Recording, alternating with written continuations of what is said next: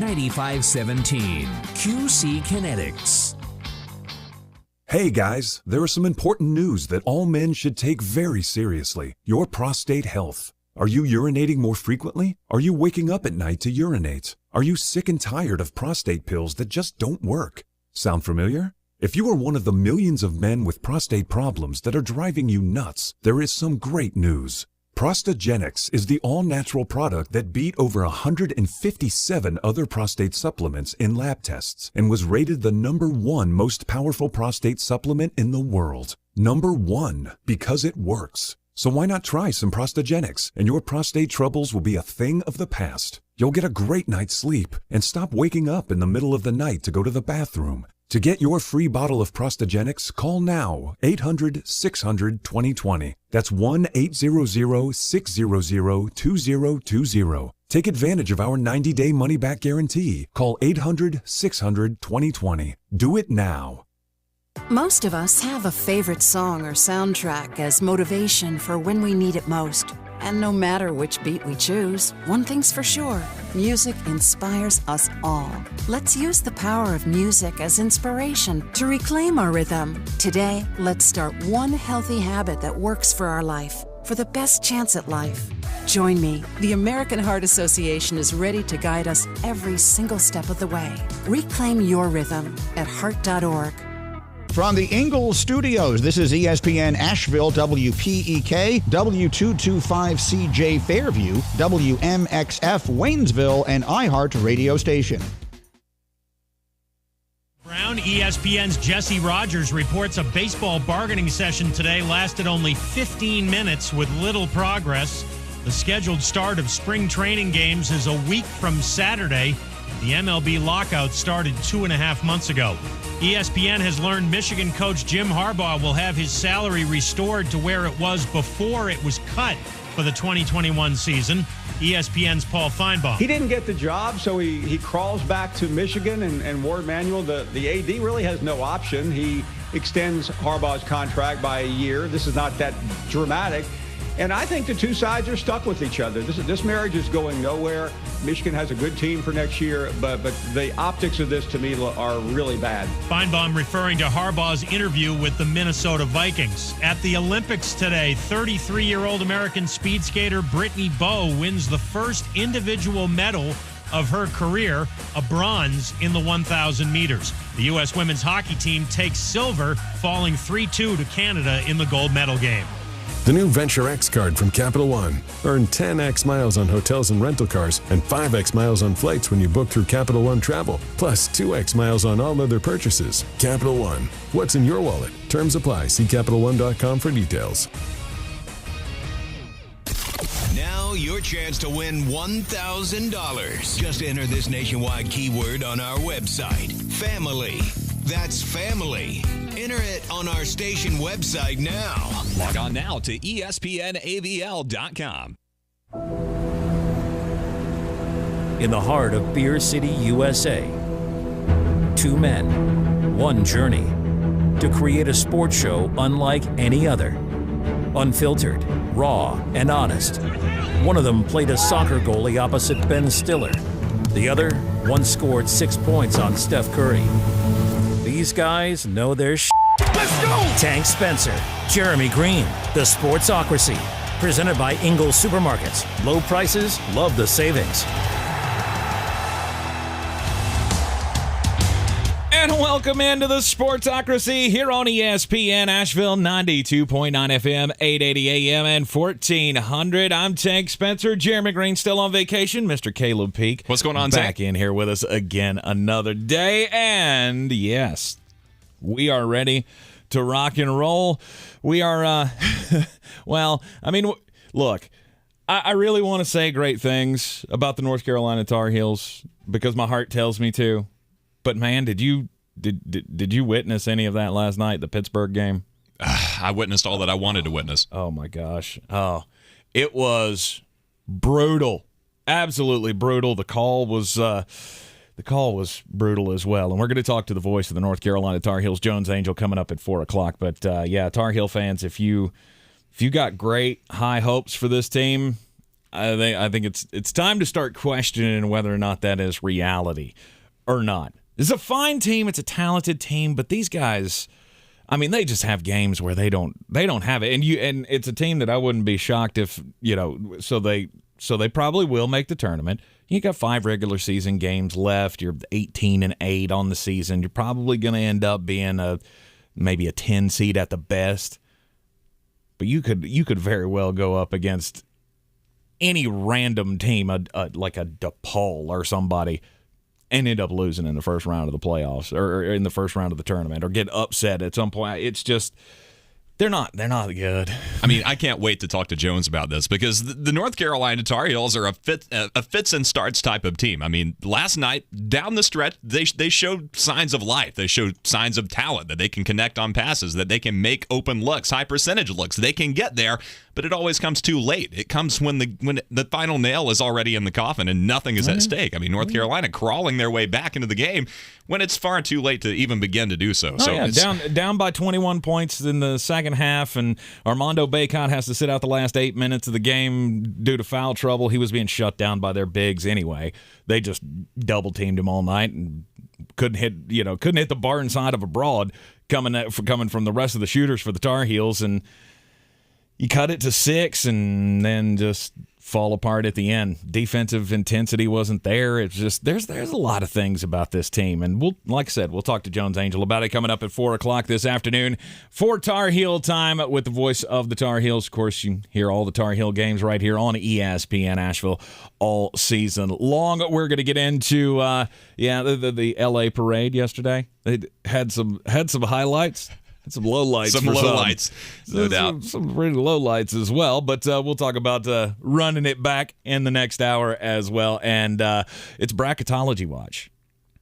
And we got the NBA getting ready to hit the All-Star break, but it's just much of the same once again in the NBA. Last night, so I came on here yesterday and I'm talking all about the Lakers. And I'm like, the Lakers, they're not anything, right? They're just washed up has-beens. Right, they're just here. And then they come out last night and they get a win, but Anthony Davis gets hurt again. Why is anyone shocked at this point? And I think it's to the point now where everybody pretty much expects it. Like, Anthony Davis is the softest thing since Sherman tissue. He comes in and plays 2 games, it seems like, and then gets hurt and is gone for a month and a half. And then he comes back and plays for 3 days, and then he's gone again. You can set your watch by it. I mean, it really is that reliable. Right. And my question is, how can a guy like that continue to be a vocal presence? How can he continue to be a leader in the locker room when, like you said, I mean, you are as soft as they come. You're as soft as a down pillow. I don't think he can be.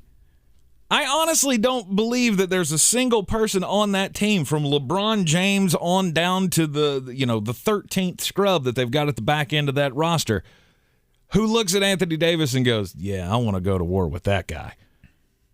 It's just, he's so soft. And he gets hurt all the time. And I don't understand, like, at some point, wouldn't you think that somebody would come up with some kind of a plan to try to keep this from happening?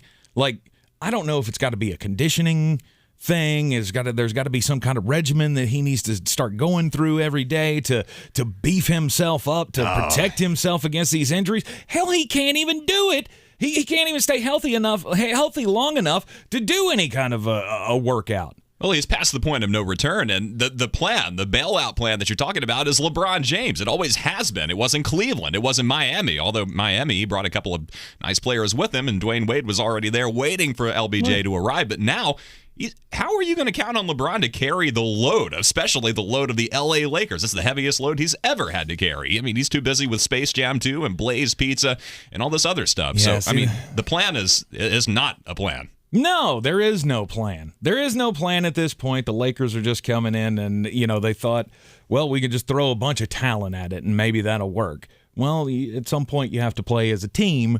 You have to win as a team. You have to be one cohesive unit. Everybody's got to be available at some point for this to work, for you to win another championship. And it's just to me, it's just a giant black mark on this whole Lakers era with LeBron James. They got the 2020 title in the bubble, and outside of that, they haven't been relevant because they can't stay healthy.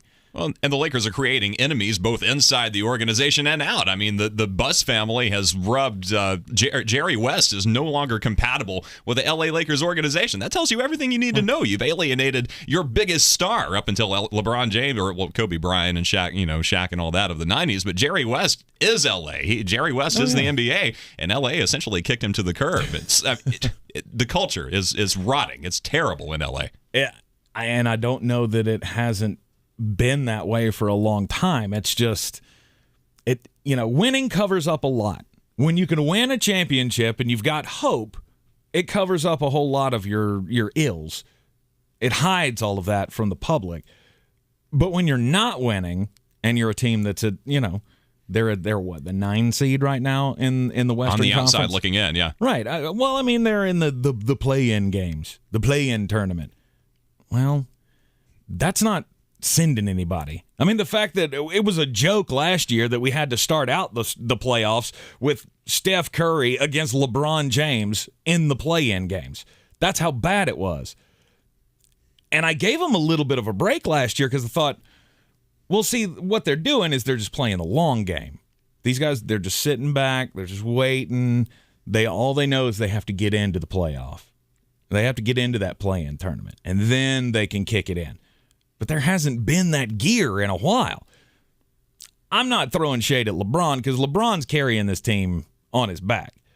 I mean, we saw in the fourth quarter the other night, it was all LeBron. He was the only reason that they came back and won that game. I just don't think this is going anywhere. And now the question becomes, what do you do with it? Is LA in a spot right now where they just have to blow this entire thing up? I think you have to. I mean, as much as you've invested into this whole thing for none of it to work, how can you continue on this path? I mean, this is an embarrassment for the LA organization. And like you said with LeBron, I mean, he is still LeBron. He still has these games where he looks, like he's a kid straight out of high school. But how long can you maintain that, though? In the past, he would be able to keep the same energy from October all the way through into next June. I mean, continuously carrying the load. We saw it the entire season in Cleveland. Now, you're asking a senior citizen to try to carry this whole organization on his back, and eventually the legs are going to get tired and you're going to fall flat on your face. Yeah, if you're just tuning in, welcome into the Sportsocracy here on ESPN Asheville. We are in the Ingles studio. Sportsocracy always brought to you by Ingles. Low prices, love the savings. Don't forget, you can stream the show as well, now online at thesportsocracy.com. Just click on the live video link, hit the subscribe button, hit us up in the chat, and away we will go. Then once you're subscribed, you get all of our team-by-team content as we lead up to the NFL draft. All the 7-round mock drafts post-Senior Bowl are out. There's a big playlist there. You can just watch all of them, see what your team's going to do, what the other teams around the NFL are going to do. Share that out with your friends as well because their team is covered too. But the AD thing, getting hurt, okay, I mean, it's not really groundbreaking because AD gets hurt all the time. Now, on the other hand, the report that came out about Zion Williamson, and look, this has been my thing for the last couple of weeks. Like, the more and more I hear about Zion Williamson and the deal down in New Orleans of, him being hurt and not wanting to play, and apparently he's not even at a point where he can start trying to lose weight to get back in playing shape. So the foot is so injured that he can't do anything but sit around, and he's gaining weight. Well, now they're finding out that he may have to have another foot surgery. And you throw that on top of all of his family and friends talking about he wants out of New Orleans anyway. I mean, this was a storyline before this past injury even became a thing. Like, he doesn't want to play in New Orleans. He wants nothing to do with New Orleans anymore. He will never play again for this franchise. Those are things that people are saying. And I'm sorry, but I mean, if he has to have another surgery, why? I don't understand the hesitation of everyone to want to say, oh, no, it's fine. Because to me, these are major warning flags. The number one thing that when he was coming out in the draft, I said I would take John Morant over Zion Williamson. You're not the only one. To me, the injury thing has been paramount with him. Of the shoe blowout at Duke.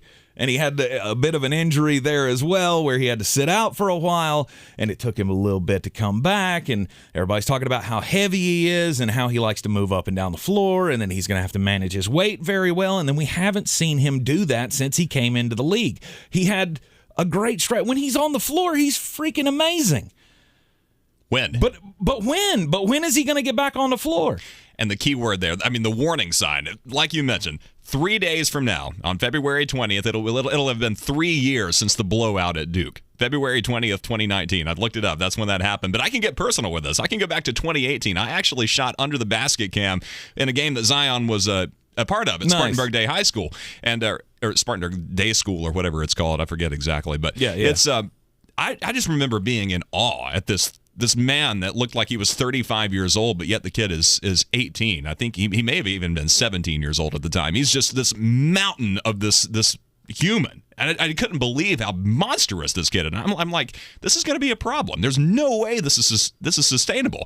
And then the next year, freshman year at Duke, he blows out the shoe, and it's just, when else have you ever seen that? That's not natural. That's not supposed to happen. I mean, this kid is not built for this. I mean, even you either have to customize these shoes and make them stronger for him, or he's going to have to lose some weight. And obviously, the losing the weight thing isn't going to happen. So, I mean, it was so obvious then that he was a bad choice and that he wasn't going to last.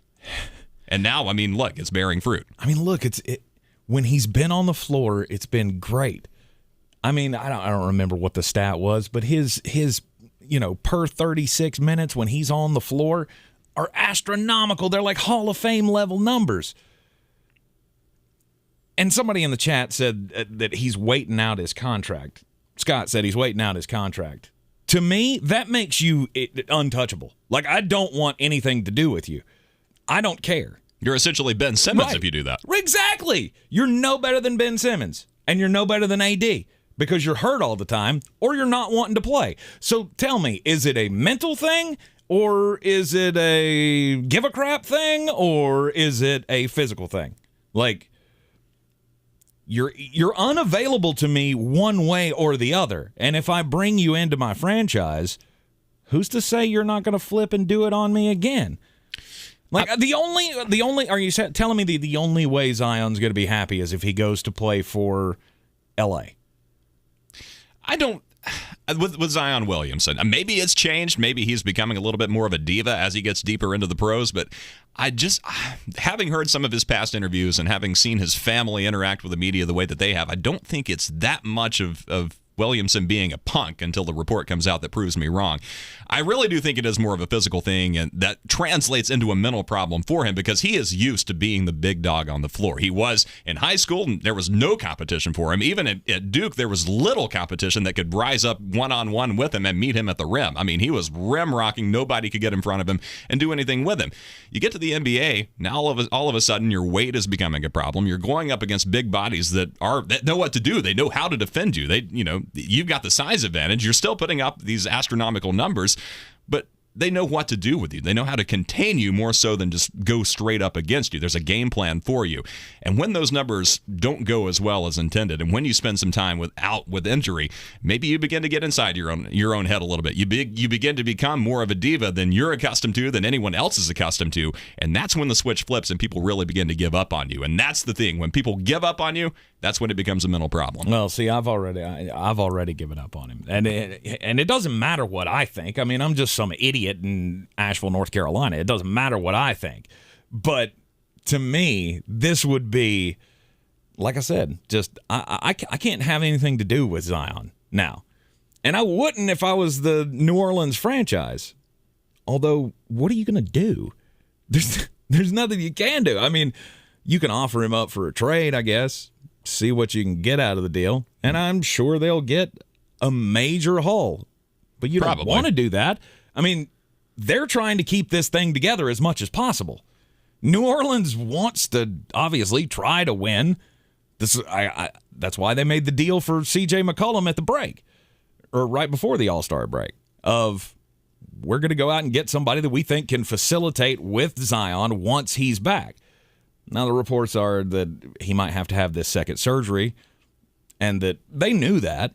They knew there was a possibility that he wasn't going to come back this year. I'm just trying to figure out, like, if you're in Zion's camp, what is the thought process here, and why are you not doing more to try to, I don't know, be in the open, be open about it? So what happens after the second surgery? After one surgery, it's, there's an asterisk beside you. You've got a medical history now, but it's not something that's that you can't bounce back from. It's not, your career isn't irretrievable. But then the second surgery comes along, and then you're a liability, because the second surgery only weakens that foot even more, and that only opens the door to the possibility of a third surgery or a fourth surgery. And when all these medical procedures start piling up, you're better off just to retire and call it quits at a young age. And I think that's what's coming down for Zion. What is he? He's got maybe 2 more years left in this league. With the way his injury history is going, it's over. I mean, there's nothing left that's good for him in the NBA. Yeah, I don't know. Well, I mean, especially if he's going to be a year out, and I don't know how his body's going to react. We've already seen, pictures of him where he looks like, he looks like he's 58 pounds overweight, and actually he looks way more overweight than that compared to other NBA players because, well, he's a big old dude. He's got a big old frame to carry all that weight on. But we've seen also him when he's hitting the gym and he looks like an Adonis, So maybe I'm just making too much of this too soon. But this is a whole lot of red flags early on in Zion's career for me to go, are you not just a remake of Anthony Davis? Are you not just a remake of Ben Simmons? And if I take those two problems and mush them together, I don't want anything to do with that player.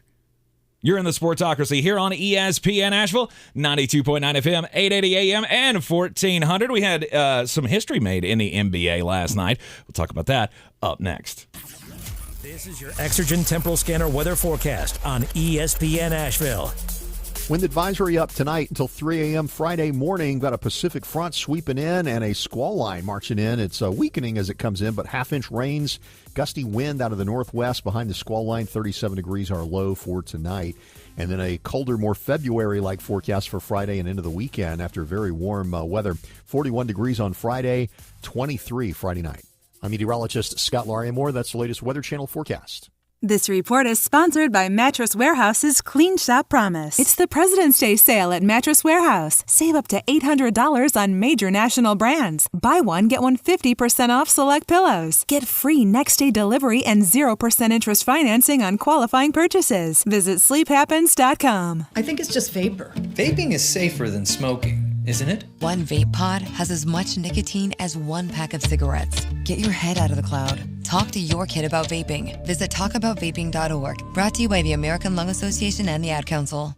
Why wait? Start your spring cleaning today and get an insanely clean home with Zero-Res carpet and air duct cleaning. Right now, mention ESPN Asheville, and you'll get 3 rooms of carpet clean for $119, plus a free hallway. Book online at ZeroResAsheville.com. Discover thousands of dollars in new tax credits and your biggest refund guaranteed with Jackson Hewitt. Schedule an appointment with one of their tax pros to get a head start on your taxes. Go to JacksonHewitt.com to learn more and find a location near you. Hi, I'm Emmitt Smith, Pro Football Hall of Famer and 3-time champion. Pro Football's all-time leading rusher Emmitt Smith talks about joint pain. Trust me, I know about joint pain. Sure, I made it look easy, but if my body could speak, it would say, I'm in pain. Are you living with chronic joint pain? Knees, hips, lower back, shoulders? Don't just assume the old treatments are the only treatments. I've gone under the knife to get rid of pain, but now there are options, and you need to check them out. Emmitt's talking about QC Kinetics, exciting new natural biologic therapies that can repair and restore damaged tissue in your joints. New options now available here. You can encourage your body to actually heal itself with the help of QC Kinetics. Real relief with no surgery, no drugs, no downtime. Call the local medical professionals at QC Kinetics for regenerative restorative treatments with lasting relief. But now, you and I, we have help. QC Kinetics. Start now with a free consultation at QC Kinetics.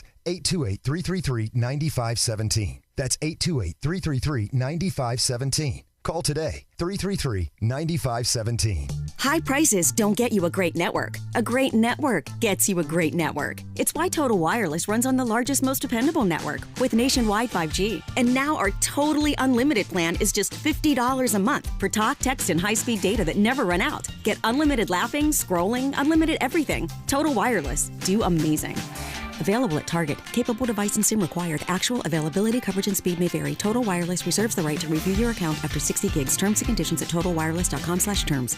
Hey guys, I'm Ziggy, your local Philly girl, owner of Ziggy's Bakery and Deli. I've created a traditional northern deli with only the most authentic cheesesteaks outside of Philadelphia, served with provolone, white American, or Cheese Whiz. Our other classic deli sandwiches are made with the best quality meats and cheeses, available sliced by the pound. Join us for breakfast for house-made bagels with our custom cream cheeses. Or for something heartier, try a pork roll, egg, and cheese or house-cured lox. Ziggy's Bakery and Deli, in the corner of Asheville Commons, 1550 Hendersonville Road, open 8 to 3, Tuesday through Saturday. The underdog.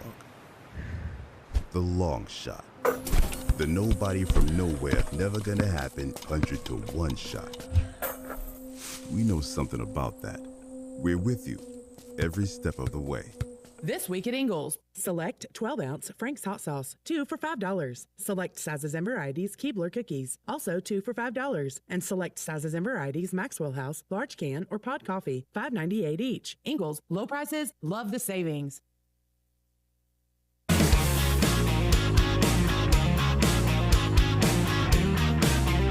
The Sportsocracy. Ice up, son. Ice up. Well, that one goes out to AD and to Zion.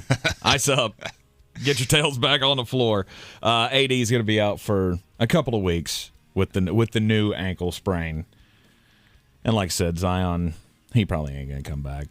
I don't know what's going to happen with that. And I'm just voicing my displeasure with the whole thing. The LA Lakers should honestly just put AD on an hourly wage. Because here's the thing. Here's the thing I'm spurned. Because he's the one Duke guy that I ever watched and went, you know what, that guy I'm a fan of. And now he's gone to the NBA, and since he's been there, he's been nothing but a disappearing act. Right. It's been injury after I don't want to play, after I'm not in the right market, after it's one thing after another with him. I need more patience. My kids tell me that all the time. I need more patience. That's why you hang out with us. History was made in the NBA last night, though. DeMar DeRozan scored 38 points. And he broke Hall of Famer Wilt Chamberlain's record for the most games scoring 35 or more points and shooting 50% from the floor to 7 consecutive games. That is a streak unlike any other. And 35 points was the lowest total that he scored. Mm-hmm. I mean, the last one was 45 in the last game out. Yep. Incredible. 7 straight games, 35 points, at least 35 points. And shooting 50% from the floor.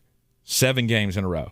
Also last night, Lou Williams, old Lemon Pepper Lou. He set the NBA record for the most games to come off the bench. It was his 985th game coming off the bench. He broke the record set by Del Curry. Nice. That would so be he's the ultimate all-time sixth man in the NBA. Lou Williams, he's the king of it. How awkward is that award ceremony, right? Congratulations, you're the best of the subs. Yeah. You know? It's like, thanks. Appreciate it. I mean, hey, a lot of guys like us, we can't even be subs in the NBA. So there's something to be said if you're the best sub ever. I could hardly be a sub in high school. So, yeah, I'm right there with you on that. Speaking of the best subs ever, go over to Ziggy's Bakery down on Hendersonville Road. Anyway, there was also a report today that the Pelicans tried to get both Ja Morant and Zion Williamson, but the Grizzlies said no, which... I wonder why. Duh. Excuse me? Look. Going into that 2019 draft, you knew there was going to be one of them was going to be the star. Like, I was going out on a limb, and I felt kind of iffy doing it, saying, Ja Morant, he's going to be the star of this draft. Zion Williamson goes number 1, obviously. He's rarely been available to his team. When he has been, he's been fantastic. Again, I'm not trying to take that away from him. But Ja Morant, I think at this point we could all look at it and go, so far, he's been the guy to have from the 2019 draft. Yeah, even in his loss last night, he dropped 44 points. Yeah. I mean, and you can imagine, like I said yesterday, what the Grizzlies are without Ja Morant isn't even close to what they are with him. Now, we need some help. Steven Adams has got to chip in, and a lot of the other guys have got to get going. But Ja Morant is, he's a long-time talent. He's going to be here for a while. But New Orleans had the first and the fourth picks in that draft, and they tried to get up to number 2 to have back-to-back picks, to have number 1 and number 2. And if they'd have been able to pair Zion with Ja, would any of this have happened? And the fact that I have to ask that question, I think that kind of explains where I stand on Zion. Like, if I believe there's even a portion of this that's not, oh, my ankle's hurt, I can't play. If he's not Anthony Davising in New Orleans, I think I don't think I'm out of bounds for thinking that. For thinking that part of this is I don't want to play, so I'm hurt. The really weird thing about this to me is the fact that he's rehabbing in Portland, of all places. That's where he is right now, in Portland, Oregon. So he went to L.A. apparently to get an injection, some kind of shot to help with the healing, quote unquote. And then now he's in Portland rehabbing for some unknown reason. We don't know why he's there. Why can't he be in New Orleans with everyone else rehabbing? I don't see what is it, the mountain air in Portland? Do they have mountains in Portland, Oregon? Is that? Yeah. I think does there's a that bunch help of them up there. the healing process? Seems like seawater in New Orleans would be the best thing for it, especially around your home crowd, in your own city. Yeah, but all those fried foods, they don't help you lose weight to get back on it. Look at me throwing fat jokes out at Zion Williamson. Look, when the narrative's out there and every time we see a glimmer of you, it looks like you've gained another 20 pounds. It's like, oh, maybe that is a problem. There were a lot of concerns about that, of him going into the NBA, is he going to be able to control the weight? Is he going to be able to stay lean enough to be active? And now that they're saying he can't recover from the first surgery because he can't lose the weight, because he can't move around and do the exercise that it takes to get right, yeah. And I think it's going to continue to be a problem for him. You remember the preseason commercial, the special 75th anniversary for the NBA commercial that Kobe was in and all that? And at the end of the commercial, Zion comes in and throws down a dunk on an alley-oop, and he looks like the Pillsbury Doughboy. I mean, it looks like he didn't even try to lift weights to get in shape for a national marketing campaign. And that's preseason. I mean, this is before you even tip the first game off. You got to be better. You've got to be better than that. I would think so. All right, let's get just a bit outside. Boy, you must be outside your mind. The Sportsocracy. Just a bit outside. He tried the corner and missed. All right, so I originally saw the commissioner of the NBA talking about this yesterday. He was on one of the early morning ESPN TV shows, and I think it was Get Up, and he was talking about the in-season play-in, or the in-season tournament. So we've already got the play-in games. We've already got the 7 through 10. They have this little play-in bracket like we saw last year to get into the playoffs. But now they're talking about a different in-season tournament that might just create some more intrigue around the league. I don't understand why you need this. I mean, I understand the fact that the NBA struggles to get viewers early in the season. But is there really going to be anything that you can come up with? Is there a gimmick that you can get players on board with to compete in an in-season tournament of some kind? He was talking about making a new trophy. I mean, the Kobe Bryant Memorial Trophy, or I think they already have that. Didn't they already do that for the MVP of the All-Star game? I think so, yeah. So you're going to come up with another name for another trophy, the Michael Jordan Trophy or something. You're going to have some kind of a tournament. And he used the example that, well, we see college basketball do this. So the NBA wants to take its cues from college basketball now. See, the preseason tournaments in college basketball, the reason that they're a draw for me is because they match up teams with teams we don't get to see them play throughout the season. In the NBA, you play everybody. So it's not going to be anything special that we get to, you mean we could have a tournament at the beginning of the season where we'll get to see the Lakers take on the Bucks? We're going to see that in the regular season anyway. I like the preseason tournaments or the quote-unquote preseason tournaments in college basketball because they give you matchups that you don't normally see. And that's a model that worked for so long in the NCAA. That's what made the amateurism model so attractive, was the fact that these kids were playing for pride. They were playing for their schools. They were playing to be a national champion. And for a lot of the kids, not much else. Most of them didn't have dreams of going to the NBA. They were going to finish the season and then go off into their own professional lives, whatever direction that goes. But I've got news for Mr. Silver, and it's really a very simple concept. Trophies and things like that are good for kids. They work for kids. They get them all on the same page and really get them going. When you're dealing with grown men and adults who are trying to make a living, you got two things work. You can either dangle money in front of them, or you can dangle something that's going to benefit them down the road. Can't just be a trophy. Can't just be pride. It can't just be playing for no reason at all. It's got to mean something, and it's got to mean a big something if you're going to do an in-season play-in tournament like this. But what could you put on the line? What are you trying to say that this should be like a baseball thing? You know that's what I'm trying to say. Oh, my gosh. Oh, so they should put like home field advantage or home court advantage for the playoffs on the line in this tournament or something? That's the only thing that's going to entice anyone to get involved with it. Because listen to me. Okay, so obviously you've got your favorite team. We were talking about this yesterday. We're picking out the teams which we think have the cojones to be able to go the distance and win the NBA Finals. Okay, well, we already have those in our mind. But with this in-season play-in tournament, it could be anybody. You win this, maybe you're the 8th seed coming in. But if you qualify for the playoffs, if you win the tournament, I think you should get home court advantage all the way through. All the way through? All the way through. Even if you play the 1 seed, if you win the play-in tournament, you get home court advantage. I mean, that's worth playing for. Yeah, I don't know.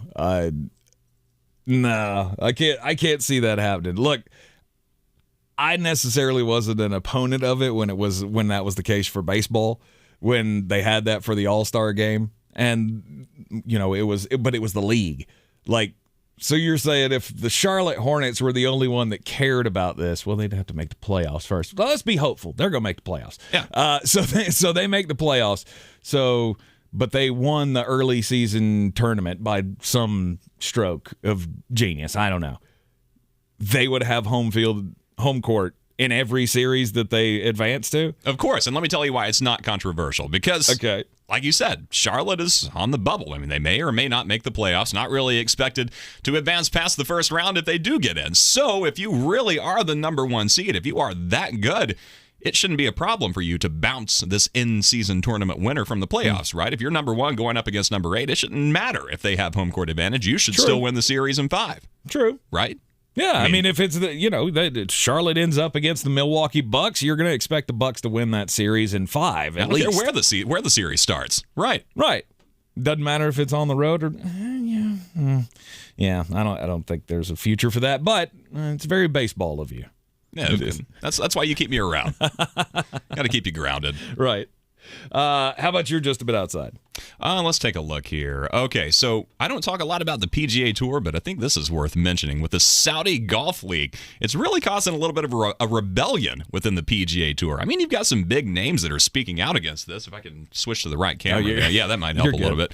That stare of death didn't help very much. The Super Golf League, Saudi Arabian-backed rival to the PGA Tour, and apparently they just have an unlimited bankroll. I mean, I'm sure you've heard all about this. They're trying to scalp some of the top names from the PGA Tour to come over and play in this unlimited funded Saudi soccer Super Golf League, whatever it is. Bryson DeChambeau hasn't written off the possibility of going and playing because, of course, he hasn't. But a lot of the other players are kind of irked by it. Rory McIlroy said, I guess I'm intrigued, like it just seems a massive risk. I mean, a little bit, right? John Rahm said, I've said it many times in press conferences before. I don't do this for the money, which to me is the only appeal to go over there. Now, you can buy that or not. I mean, whether or not he's doing it for the money, I think that has a little bit of something to do with it. And then Colin Morikawa takes it a different direction. He says, I'm all for the PGA Tour. I've been a pro for 2.5 years. My entire life, I've thought about the PGA Tour, talking about Tiger Woods beating his records and so on and so forth. So, this is going to be interesting. We're going to find out how important money really is, how loud money actually talks when it comes to this upstart Super Golf League. How many actual players, how many actual names can they scalp away to try to make this legitimate? I think this might work. It might. I don't know. I've been looking at the reports on this and who they're offering money to, and apparently they were in for like $130 million for Bryson DeChambeau or something like that. I think the PGA is doing the right thing by saying, no, you can't have anything to do with this. Because they're saying if you sign up for this, you have nothing to do with us. We're done with you. You're banned. You can't come compete in our events. Yeah, you're basically signing a non-compete. Right, exactly. Like you're going to the enemy, and we're not going to allow that to happen. You're not going to be able to come back and forth between them and all of that. I think the PGA is treating this the best way they can. On the other hand, I want to see how deep these pockets go, because it's already been reported that they have, offered this to a bunch of PGA Tour guys, at least 7, I think, big names. All of them have rebuffed it at this point, and I think they're all waiting for one person. It's going to take the first person to jump on before others start feeling emboldened to try to go this new route. I mean, they offered Phil Mickelson a whole bunch of money. I just don't think it's going to work, because I don't know that anybody's going to take the money. How ridiculous will the money get before somebody says yes? And it's already kind of being compared to Fire Festival, right? Fire Festival 2.0. You just do your own research on that if you're new to the game. But, right. I mean, my goodness. I think it comes down to what the ultimate, like you said, what the ultimate purse is at the end of the day. And if the average PGA golfer can up his intake 7 or 10-fold, I mean, if he can multiply how much his earnings are going to be in this upstart league, especially if you've been around the PGA Tour for a while. Now, of course, you got to give up the Masters. You have to give up playing at TPC Sawgrass and all these legendary courses. But again, how loud does money talk? How deep are these pockets, and how much are they actually willing to shell out? And I think there's a limit. I mean, when you get to X amount, that's the amount that it's going to require for this to work. And it seems like the pockets might be deep enough. But you're going to need more than one. You're going to need a handful. I mean, right? Like you're going to need a dozen guys at least that are household names now to be even competitive with the PGA. I mean, if you're really wanting to start this super league and you're going to call it the Super League, you're going to need more than Bryson DeChambeau. You're going to have to go deeper than that. Your roster is going to have to be, I would say like 6 guys deep of guys that have been competitive in PGA, been in majors, been in contention in the last days of tournaments. You can't just get anybody. And to that point, for every Bryson DeChambeau you bring on board, you're going to need a Brooks Koepka to go along with him. I mean, because you're going to have to derive viewership somehow when that conflict, that confrontation, you see what it did for the ratings for the PGA Tour last year. They went through the roof. People couldn't get enough of this WWE-style action, you know what I mean? All the eye rolling. I guess that's as WWE as it gets for golf for the PGA Tour. Right. But you're going to need some of that. You're going to need a little bit of headbutting and some brashness. And you pair that with the money, like you said, if you get enough on board, this just might work. I'm not ready to write it off. Yeah, I don't know if it's going to work or not, but like I say, I think you're going to have a deep roster to even start scratching the surface of what the PGA offers you as far as recognition and all of the tournaments that you are going to be missing out on if you do go to the Super League.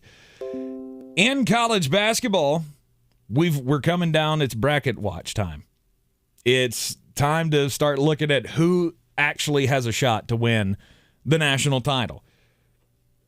Do you have an overall favorite right now? Is there one team that you look at and say, yes, they have definitely separated themselves from the rest of the field? I mean, realistically, it's cliche. It's not really original, but Gonzaga's the only one that's kind of. But do you think that they have done that? Do you think that they have reached a point where they are no doubt the favorite in your mind? No, I don't know. There's nobody in this field that's a no-doubter at this point. I mean, we saw that with Gonzaga last year. I had Gonzaga beating Baylor, and Baylor came out and stomped them. And you see how Baylor's going this year. They're losing by 25 points to Kansas in a game that was supposed to be a nail-biter. I mean, you can't count anyone in. You can't count anyone out, especially the way the Big 12 is just hemorrhaging teams. I mean, there were a number of Big 12 teams. They were basically the SEC earlier this year. We had a number of Big 12 squads that were in the top 25, nationally ranked, winning game after game and looking good. And now the bubble is full of Big 12 squads. Oklahoma has cratered. Kansas State has cratered. Iowa State has fallen, according to Joe Lunardi, into the last 4 status. So, I mean, what's happened to the Big 12? It's certainly possible to happen to any other conference, any other team for that matter, when we get into the tournament. So, I mean, Gonzaga has the most separation right now. Drew Timme and company look the best out of anybody because they've been able to hang around the top of the rankings long enough to still be number one. I mean, all these other teams have reached the pinnacle and dropped. I guess Auburn really would be the other team that has separated themselves enough. Kind of that's your number one and number two in my mind. But no, this is really setting things up to be a fun. This is going to be a really, really fun NCAA tournament this year. I mean, it really is. I agree. Last year, I thought Gonzaga was going to be the number one. I mean, I think we had all by this time in last season come around to it was Gonzaga and Baylor, and then everybody else was just kind of around. You know, you were going to make it interesting. You were going to make a run in the tournament. You were going to try to make it. You try your best, but we knew that it was going to pretty much come down to Gonzaga and Baylor. I don't know if I'm there right now with Gonzaga and Auburn. I love Auburn, and I have for a while. Bruce Pearl is one of my favorite coaches in all of college basketball, and they have the talent, and it still hurts my heart that Walker Kessler is leading that team. I just wish he'd have stayed at North Carolina, but I guess that's what we get. I've got to say this about Walker Kessler. It's so ironic to me that he couldn't get along with Roy Williams. He couldn't work for Coach Williams, and yet he transfers to Auburn to play for Bruce Pearl, who was essentially the Roy Williams of the SEC. The coaching style is the same. I mean, this guy will take you to task in front of your family and God and whoever else. He does not care. If you can't play his brand of basketball, he is going to destroy you over it. And that's what Kessler didn't like about Roy Williams, was just how upfront and forward he was about things. Yet you're going to play for Bruce Pearl. Now, it's a match made in heaven so far. Kessler is having a season, but it's Bruce Pearl's team. I mean, he did it with Tennessee back in the day, scandal aside. I mean, I'd rather not talk about that, but he knows how to put together a winning squad. He's got the pieces in place, and I mean, I've never seen Auburn basketball look this good. I wasn't around for the Barkley years, so I mean, this is in my lifetime, this is the best it's ever been for the Auburn Tigers. Yeah, I wasn't around for the Barkley years either. I don't know how old you think I am, but I am not that old. Patron saint over here. Yeah, I mean, I was a wee little kid when he was in the NBA. So, but yeah, I mean, I'm right there with you. I've thought Auburn has been a program that is growing. I like the tenacity that they play with, that passion and energy that Bruce Pearl, that hard-nosed mentality that he brings to that team. Because he did the same thing when he was at Tennessee. His UW Milwaukee teams played with that same kind of fire. Well, now he's got, big boy stars that are also buying into the let's play hard-nosed defense. We're also good on the offensive end. Walker Kessler being a part of it again just baffles me. Not that it baffles me that he was that good. It was, how did y'all let him get away at Carolina was more my thing. But the SEC has become a really damn good basketball conference. And I wonder, do you agree? Do you think that this all stems from the football? Like, as much money is made in the football arena, we're seeing now more than ever before these SEC teams that, rarely were ever this good at basketball are getting better. Alabama, Auburn, you look in the Big 12, and you've got, some of the others, other than like Oklahoma and Kansas, who are around all the time, seems like, in Big 12 basketball. But you got, you got Texas Tech. You got Baylor being good at it. Is this all like stemming from the football recruiting and the money and all of that? Is that really why the ACC is getting left behind? Bear with me for a moment. I'm going to bring this full circle, I promise. I got in an argument on Twitter the other day with a guy about the Southern Conference, oddly enough, and how the SoCon was they were a basketball conference. They still are widely. I mean, the football is there. It's a huge revenue stream for all these schools, but by and large, it's all about the basketball. That's what you get on national TV with. That's what you get. That's what goes viral on social media. But look what's happening to the football in the SoCon. I mean, you've got ETSU beating Vanderbilt. You've got Samford taking Florida all the way down to the wire in the swamp. I mean, that's no easy task to do for an SEC school, let alone an upstart SoCon program coming in and almost taking care of business. I mean, Dan Mullen was thrilled to get the win against Samford on that Saturday. Now, translate that to the SEC. The football, it's exactly the reverse. The football is giving rise to the basketball because it's a selling point for the recruits now. Hey, you play basketball at Alabama? Hey, Colin Sexton, you want to have a free ticket to Bryant-Denny Stadium every Saturday, and when you get out of practice, all you got to do is come play basketball for us. I mean, if I'm a recruit, that's a huge selling point because I mean, as a freshman coming in, that's a big party that you're going to get to go to as well. So, I mean, it's kind of natural with the rise of football. You see the rise in basketball as well, and the toughness of the SEC. I mean, you might as well be playing football. Like we were talking about Tennessee, Kentucky. This is hard-nosed, physical, old-school basketball. Bodies aren't afraid to go on the floor. You're going to leave skin on the wax as well, and it's the best kind of basketball, if you ask me, to get away from this fancy three-point shooting and really just play some fundamental, tough basketball. It's fun for the fans. It's fun for the league, and that's what I think actually gives Auburn the edge over Gonzaga. If we do see these two number one seeds on opposite sides of the bracket in the national championship game, Gonzaga, who have they had to play? Pepperdine. They've had to play San Francisco. Auburn is going up against Alabama. Arkansas, 40 minutes of hell. They're kind of trying to bring that back. Auburn's got the advantage because they have got thick, tough skin, and Bruce Pearl is a huge part of that. Walker Kessler is going to be even more important as we get closer to March and April. And is that always going to be the case? At some point, Gonzaga has to win a championship, right? They're so good. You thought it was going to be last year when they had Jalen Suggs, and now this year they've got Chet Holmgren, who's just an absolute different freak of nature. No, sure. But, Drew Timme, and you've got Mark Few has been on the doorstep of a national championship for a while now. At some point, you would think that's going to, because, I've used the laziness against Gonzaga for years of you play in the West Coast Conference. Sure, you can win a couple of games against big-time talent in early preseason tournaments and stuff, but when it comes tournament time, what always happens? Gonzaga's either, a couple of games in, or, first round. It hadn't been a while. It's been a long time since they lost in the first round, but early weekend exits in the NCAA tournament. And is it because you're not tested? Because you have just those handful of games against top 25 teams, and the rest of the season you're coasting to 20-point wins night in and night out against Pacific? I think that's the thing that has been holding Gonzaga back.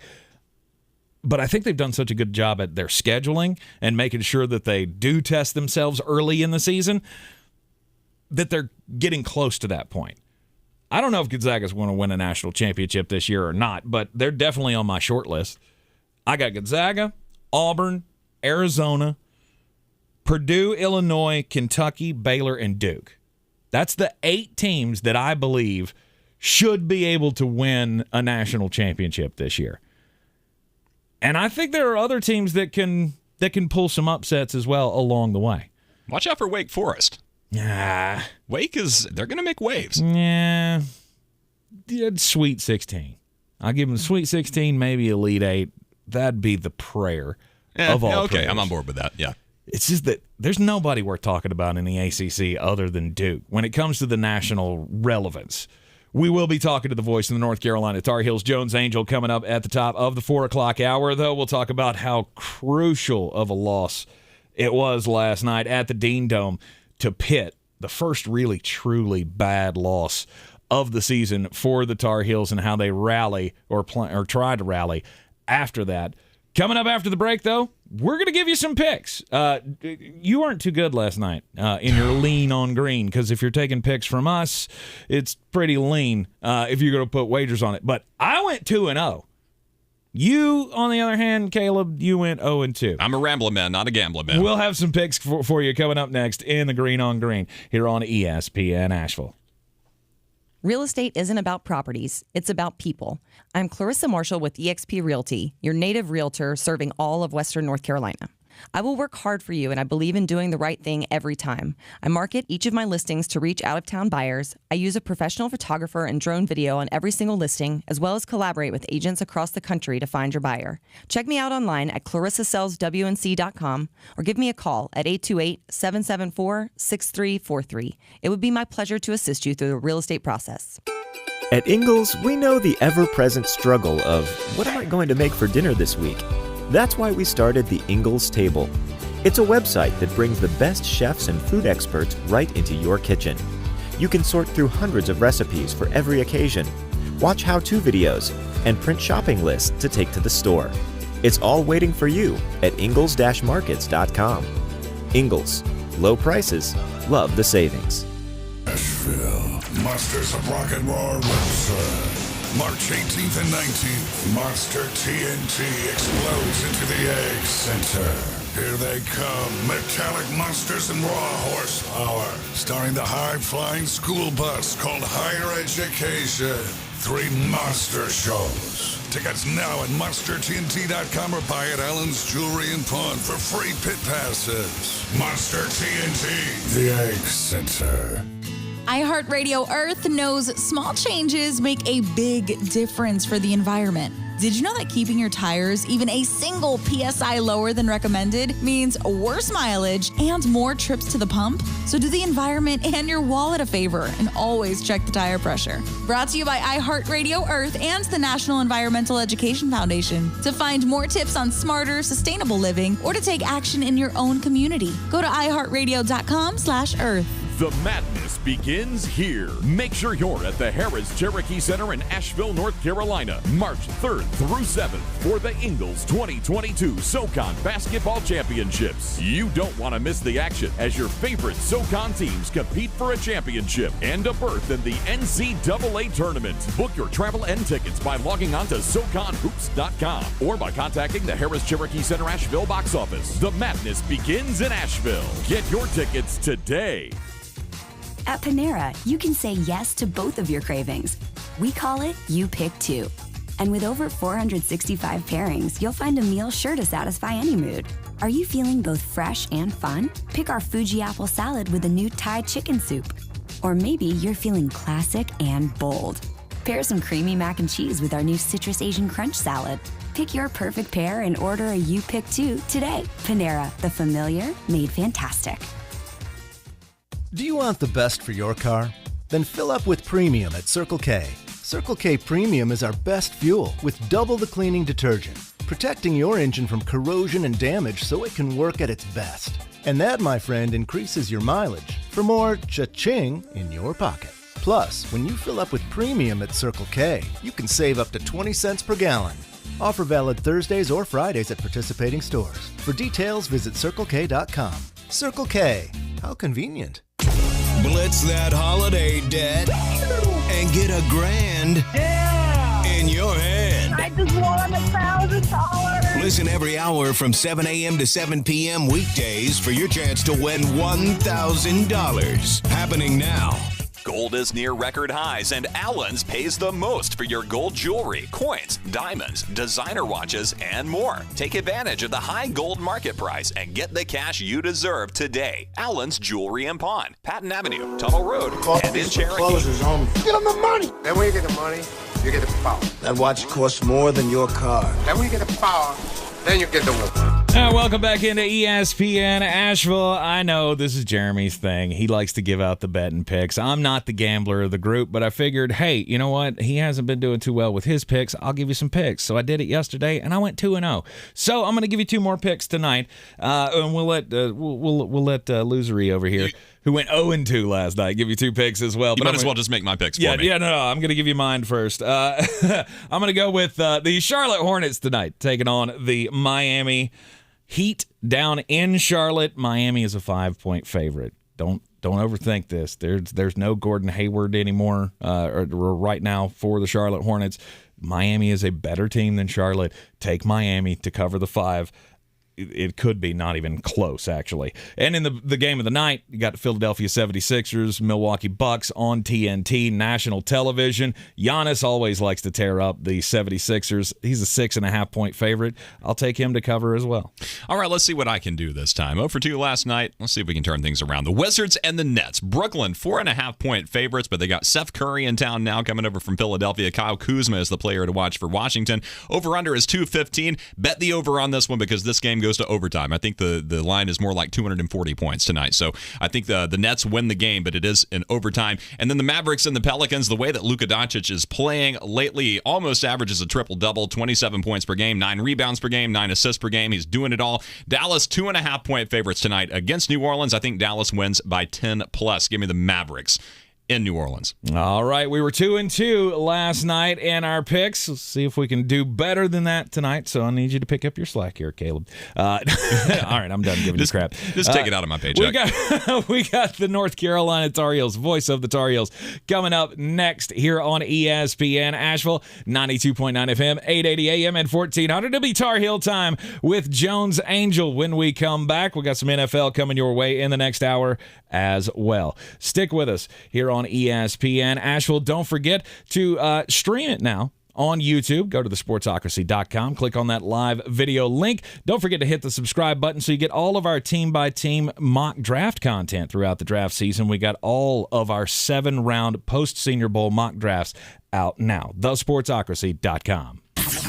This is your Exergen Temporal Scanner weather forecast on ESPN Asheville. Wind advisory up tonight until 3 a.m. Friday morning. Got a Pacific front sweeping in and a squall line marching in. It's weakening as it comes in, but half-inch rains, gusty wind out of the northwest behind the squall line. 37 degrees our low for tonight. And then a colder, more February-like forecast for Friday and into the weekend after very warm weather. 41 degrees on Friday, 23 Friday night. I'm meteorologist Scott Lariamore. That's the latest Weather Channel forecast. This report is sponsored by Allstate. Are you a safe driver? Are you looking to save money? With DriveWise from Allstate, the safer you drive, the more you can save. At Allstate, better protection costs a whole lot less. Visit allstate.com or call an agent for a quote today. Get a better breakfast at Wendy's. Buy any breakfast sandwich and get any size drink in a Wendy's cup free. Hot coffee, Diet Coke, or vanilla Frosted-Chino? Yes, free. Get your free drink when you buy a Wendy's breakfast sandwich today. Limited time only at participating U.S. Wendy's during breakfast hours. From the Ingalls Studios, this is ESPN Asheville, WPEK, W225CJ Fairview, WMXF Waynesville, and iHeart Radio Station. I'm Doug Brown. ESPN's Jesse Rogers reports there wasn't much progress during a 15-minute bargaining session today between MLB and the Players Union. There are many issues still unresolved with the lockout now in its 78th day. ESPN's Dave McMenamin reports Lakers forward Anthony Davis is expected to be out at least 2 weeks with a right ankle sprain. And R.J. Williams doesn't believe the Lakers can make the playoffs. I'm not betting on this team with 24 games left all of a sudden just to figure it out. Now, they could kick it into a different gear. But a play-in tournament, maybe, yes. But play-in tournament is not playoffs in my opinion. Though. Playoffs is being a top 8 team and making it into the first round of the legitimate playoffs, not the play-in tournament. Jay Williams on Key J and Max. A massive fire today at the clubhouse of the Oakland Hills Country Club in suburban Detroit. There were no injuries. The club hosted the 2004 Ryder Cup and the 2008 PGA Championship. Michael Massey is out as Formula One race director after an investigation found that he mishandled the finish of the finale in December. How would you love a chance to save some money on car insurance? Geico can help. Switch today and see all the ways you could save with great rates and discounts. It's easy. Simply go to geico.com to get a rate quote and get started seeing how much you could save. Your chance to win $1,000. Just enter this nationwide keyword on our website. Happy. That's happy. Enter it on our station website now. Log on now to ESPNABL.com. He's a degenerate gambler. You are a smelly pirate hooker. And he's cheaper than oxygen. He's useless. But somehow, they make it work. Jeremy Greene, Tank Spencer. There's no holding back in the Sportsocracy, presented by Ingalls Supermarkets.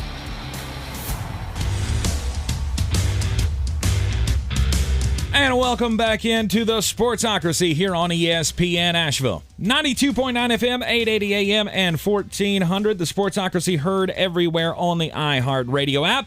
Seen everywhere on YouTube. Check us out at thesportsocracy.com. Just click on that live video link. Don't forget to hit the subscribe button. Get all of our content as it comes out on the channel, including all of our mock drafts that Jeremy is, he's taking a couple of days off. He's diving more into mock drafts, probably, at this point. But our post-Senior Bowl 7-round mock drafts for each and every team are out on the channel right now, so you can check those out. At this time on every Thursday, we talk with the voice of the North Carolina Tar Heels, Jones Angell. Oh, I'm sorry. I forgot to say, Jeremy not here, and Caleb is here. Caleb Peak, ladies and gentlemen, he is here along on the ride with us. And at 4 o'clock every Thursday, we talk with Jones Angell, the voice of the North Carolina Tar Heels. Last night, it was, It was a special night, as we almost thought we were going to pull the comeback. Got down by 21 at one point in the second half, but the Tar Heels not able to come back and finish off Pittsburgh. 76-67 was the final score. And Jones, what was the big takeaway last night after that loss?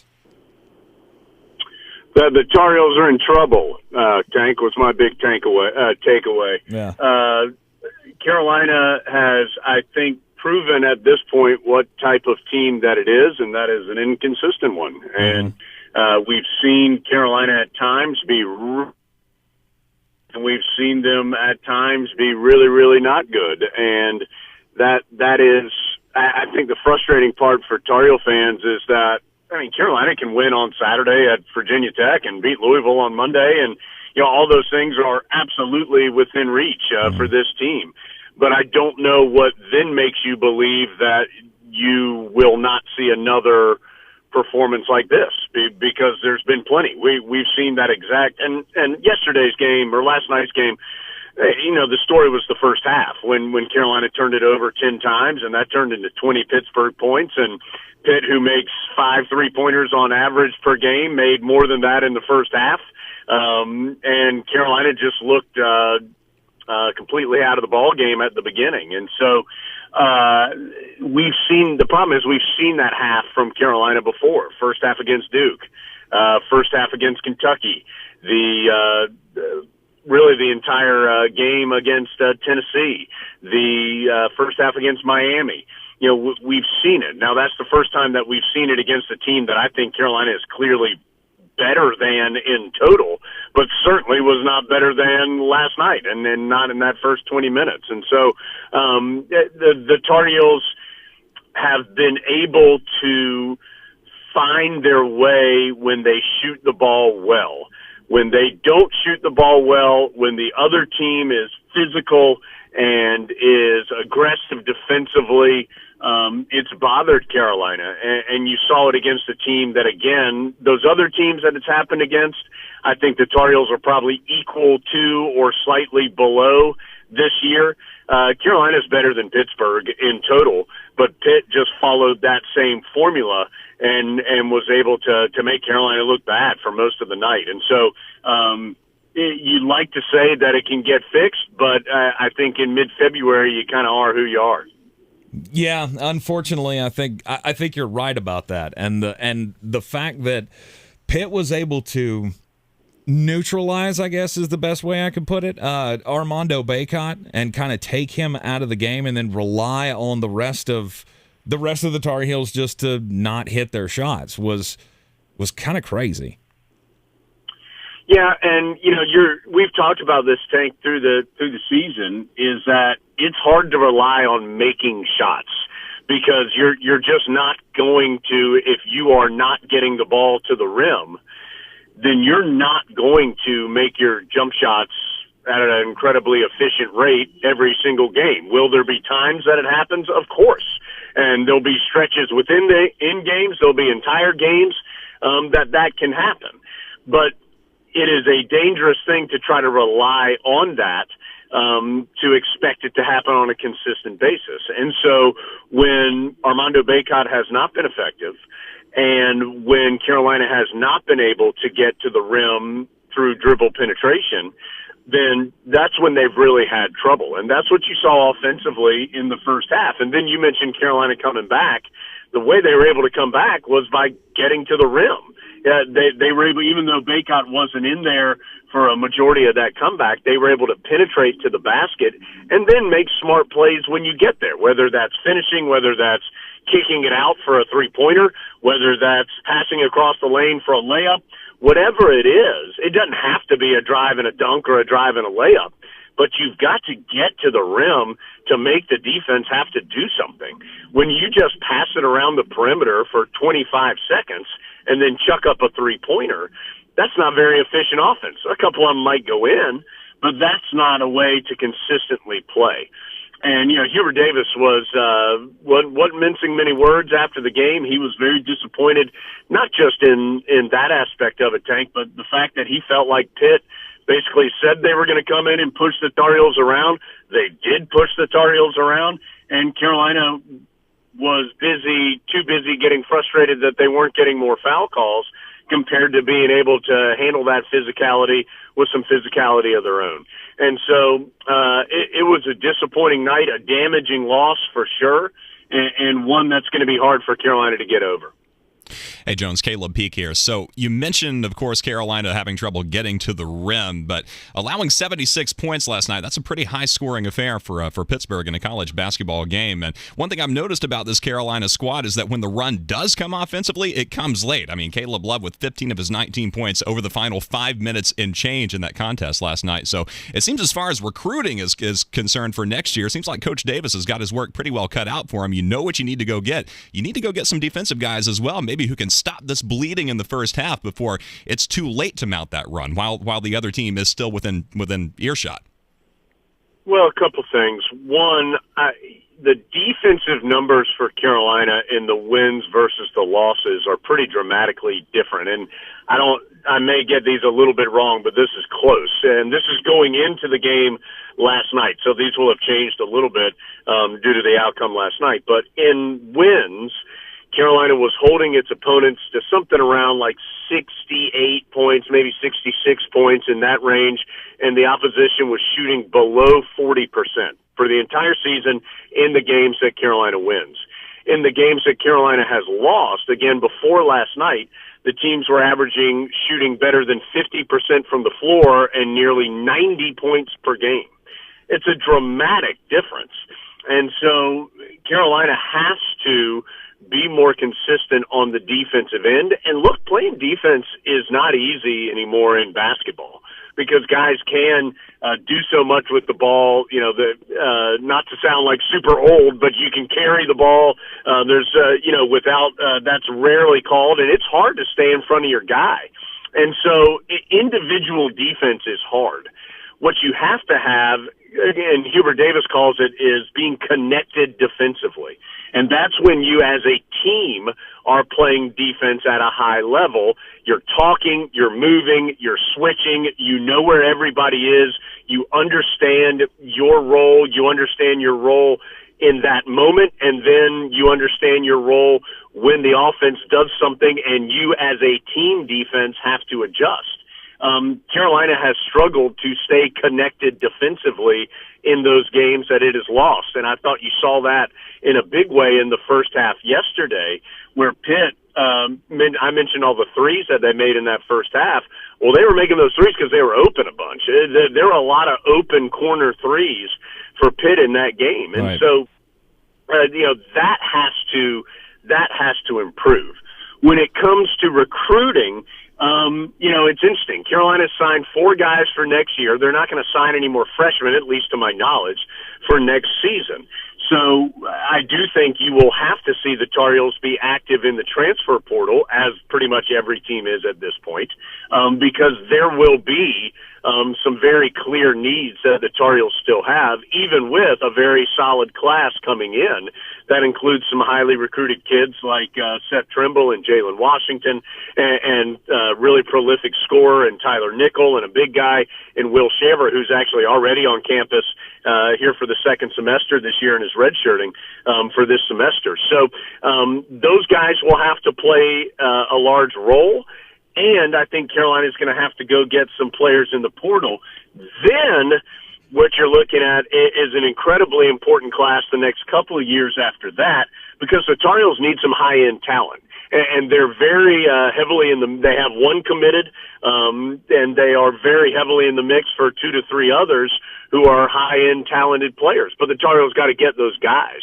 And I think it's interesting because while this is the first year of the Hubert Davis tenure in Chapel Hill, I really feel like next year is more the true beginning, because this season you're still playing with guys who have been on the roster for the last couple of seasons and for a varying amount of years, most of them 2 or 3. And to the point I made at the beginning, Tank, I think at this point you have a pretty clear understanding of what this group of players is. And so next year I do think you're going to see some wholesale reboot of this roster for Carolina, and I think that is when you really start to maybe see a little bit more, for good or for bad, I don't know that answer, of the Hubert Davis roster and of guys that he has been the head man in deciding that he wants a part of that team. Yeah, frustration to me continues to be the number one word for this season for this Tar Heel team. I mean, Tar Heel fans can look at this team and go, there's a lot of talent here, but it's just not coming together all at the right time. And last night was the first time that we saw them do this against a team that we all felt was much lesser. Does that make sense?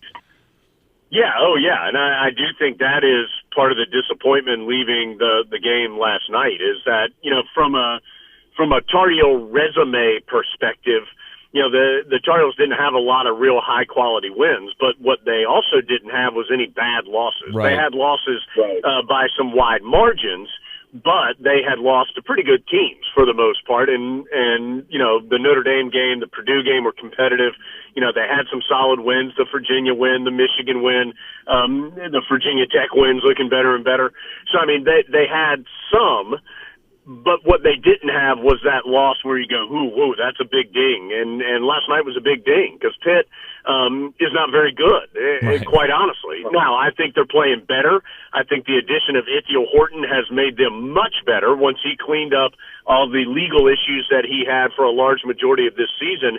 For him to be available gives him some scoring punch on the outside. He did not miss a three-pointer last night. He was 5 for 5. I think he has 13 three-pointers made now in the last 3 games, including 7 in a road win against Florida State, 1 at home and a win against NC State, and then 5 last night against Carolina. So he has given them some more offensive balance and improved their team, but that is still, by the metrics, a really bad loss. And so Carolina was not in a place that it could afford a really bad loss, and now they have one. And so for Carolina, every game at this point becomes almost critical, because I'm not sure how many more losses they can take with the current resume that they have. I think that line is at 0, in my opinion. I'm not on the selection committee. I'm not there, but I mean, I did see where Ken Palm, his ratings or rankings had this as like the 3rd worst loss for North Carolina in the last 20 years of basketball. That's how far apart these two teams were. But we got Virginia Tech coming up on Saturday. That is a chance to get back in the, you know, kind of on the good graces of being like, okay, well, that was a decent win. So we got that coming up at 4 o'clock on Saturday. Real quick, tell us what you think about that matchup. Well, the Hokies are playing better than they were a couple weeks ago when the Tar Heels beat them in Chapel And they have a couple things. One, Keve Aluma, I think, is a really solid post player. He and Armando Bacot had a good battle in Chapel Hill. Both those guys played well in that particular game. Justin Mutz is a really difficult player for the Tar Heels to match up with. He's athletic with size. Brady Manick will likely be on him. Don't know that for sure, and that's a tough matchup defensively for the Tar Heels because Mutz is just such an athletic player, an aggressive player, and they shoot the three-pointer really, really well. Going into last night, they were the number one three-point shooting team in the conference, and Carolina was second.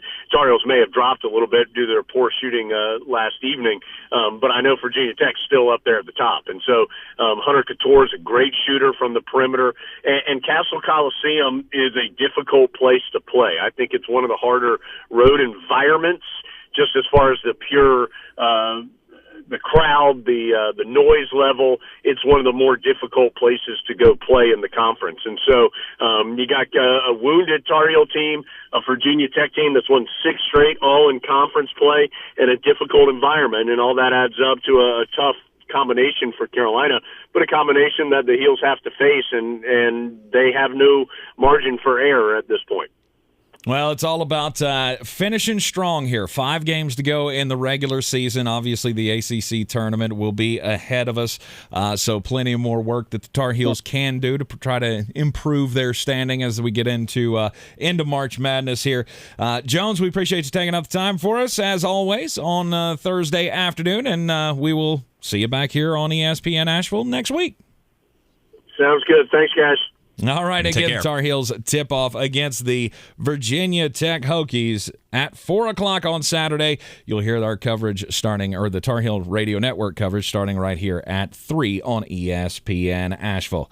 I'm Tank Spencer, Caleb Peak alongside. We'll be back in just a few minutes, and we'll talk some more basketball, but we got to talk about that big parade in L.A. yesterday. And Matt Stafford, he didn't come out of that looking too good. This is your Exergen Temporal Scanner weather forecast on ESPN Asheville. Wind advisory up tonight until 3 a.m. Friday morning. Got a Pacific front sweeping in and a squall line marching in. It's weakening as it comes in, but half-inch rains, gusty wind out of the northwest behind the squall line. 37 degrees our low for tonight. And then a colder, more February-like forecast for Friday and into the weekend after very warm weather. 41 degrees on Friday, 23 Friday night. I'm meteorologist Scott Lariamore. That's the latest Weather Channel forecast. This is your time saver traffic on the new ESPN Asheville. Traffic slow, 240 westbound between Charlotte Street and Montford Avenue, 240 west and eastbound on the Captain Jeff Bowen Bridge. Traffic volume building and busy. 40 westbound, Haywood County is stop and go between Vines Creek Road and Harmondin Road. On the Smoky Park Highway, no problems. Patton Avenue, incident free. Avery Creek approaching Brevard Road, traffic is slow. Sweeten Creek Road, north and southbound, approaching Mills Gap Road, delays. I'm Lyndon Field with your Time Saver traffic. This report is sponsored by Mattress Warehouse's Clean Shop Promise. It's the President's Day sale at Mattress Warehouse. Save up to $800 on major national brands. Buy one, get one 50% off select pillows. Get free next-day delivery and 0% interest financing on qualifying purchases. Visit sleephappens.com. Why wait? Start your spring cleaning today and get an insanely clean home with Zero-Res carpet and air duct cleaning. Right now, mention ESPN Asheville, and you'll get 3 rooms of carpet clean for $119, plus a free hallway. Book online at ZeroResAsheville.com. Hey folks, DG here, asking you to give yourself the gift of Asheville smiles here in 2022. Studies have linked untreated gum disease to heart disease, erectile dysfunction, systemic diseases, premature birth, joint issues, and much more. Everything is connected, and seeing a dentist every 6 months is important for your overall health. For top-notch dental care from Dr. Rebecca Merrill here in Asheville, call 828-251-2426 or AshevilleSmiles.com. Dell Technologies President's Day business sale has arrived. For a limited time, save up to 45% on all our latest gear to work from anywhere with fast free shipping. Dell Technologies recommends Windows 11 Pro for business, so now's the time for incredible savings on PCs, along with servers, monitors, and docks, all with free shipping and quick installation and setup through Dell Installation Services. Get started by shopping online or contacting your Dell Technologies advisor today at 877-ASK-DELL. Again, the number to call is 877-ASK-DELL. At Panera, you can say yes to both of your cravings. We call it You Pick Two. And with over 465 pairings, you'll find a meal sure to satisfy any mood. Are you feeling both fresh and fun? Pick our Fuji apple salad with a new Thai chicken soup. Or maybe you're feeling classic and bold. Pair some creamy mac and cheese with our new Citrus Asian Crunch salad. Pick your perfect pair and order a You Pick Two today. Panera, the familiar made fantastic. Rogue Combat Club, Asheville's home for comprehensive martial arts training, has a goal for our community, one that's stronger, more fit, and unwavers in its support of one another. Rogue Combat Club's instructors have competed at the highest levels and offer classes for everyone from young children to adults in Brazilian Jiu-Jitsu, Muay Thai, and wrestling. Rogue Combat Club classes can help you boost your self-confidence and self-defense skills while weeding out the egos and intimidation found at other gyms. Join today at roguecombatclub.com. I believe real estate isn't about properties. It's about people. I am Clarissa Marshall with eXp Realty, serving all of Western North Carolina. Navigating the home buying and selling journey can feel overwhelming at times, and that's why having an agent who cares about you and your needs is key. I'm a native of Western North Carolina, and I close over a home a week. I'm an expert in the market, pricing my sellers correctly to net you the most money, and working as a skilled negotiator for my buyers. Please give me a call today at 828-774-6343 to set up a complimentary market analysis.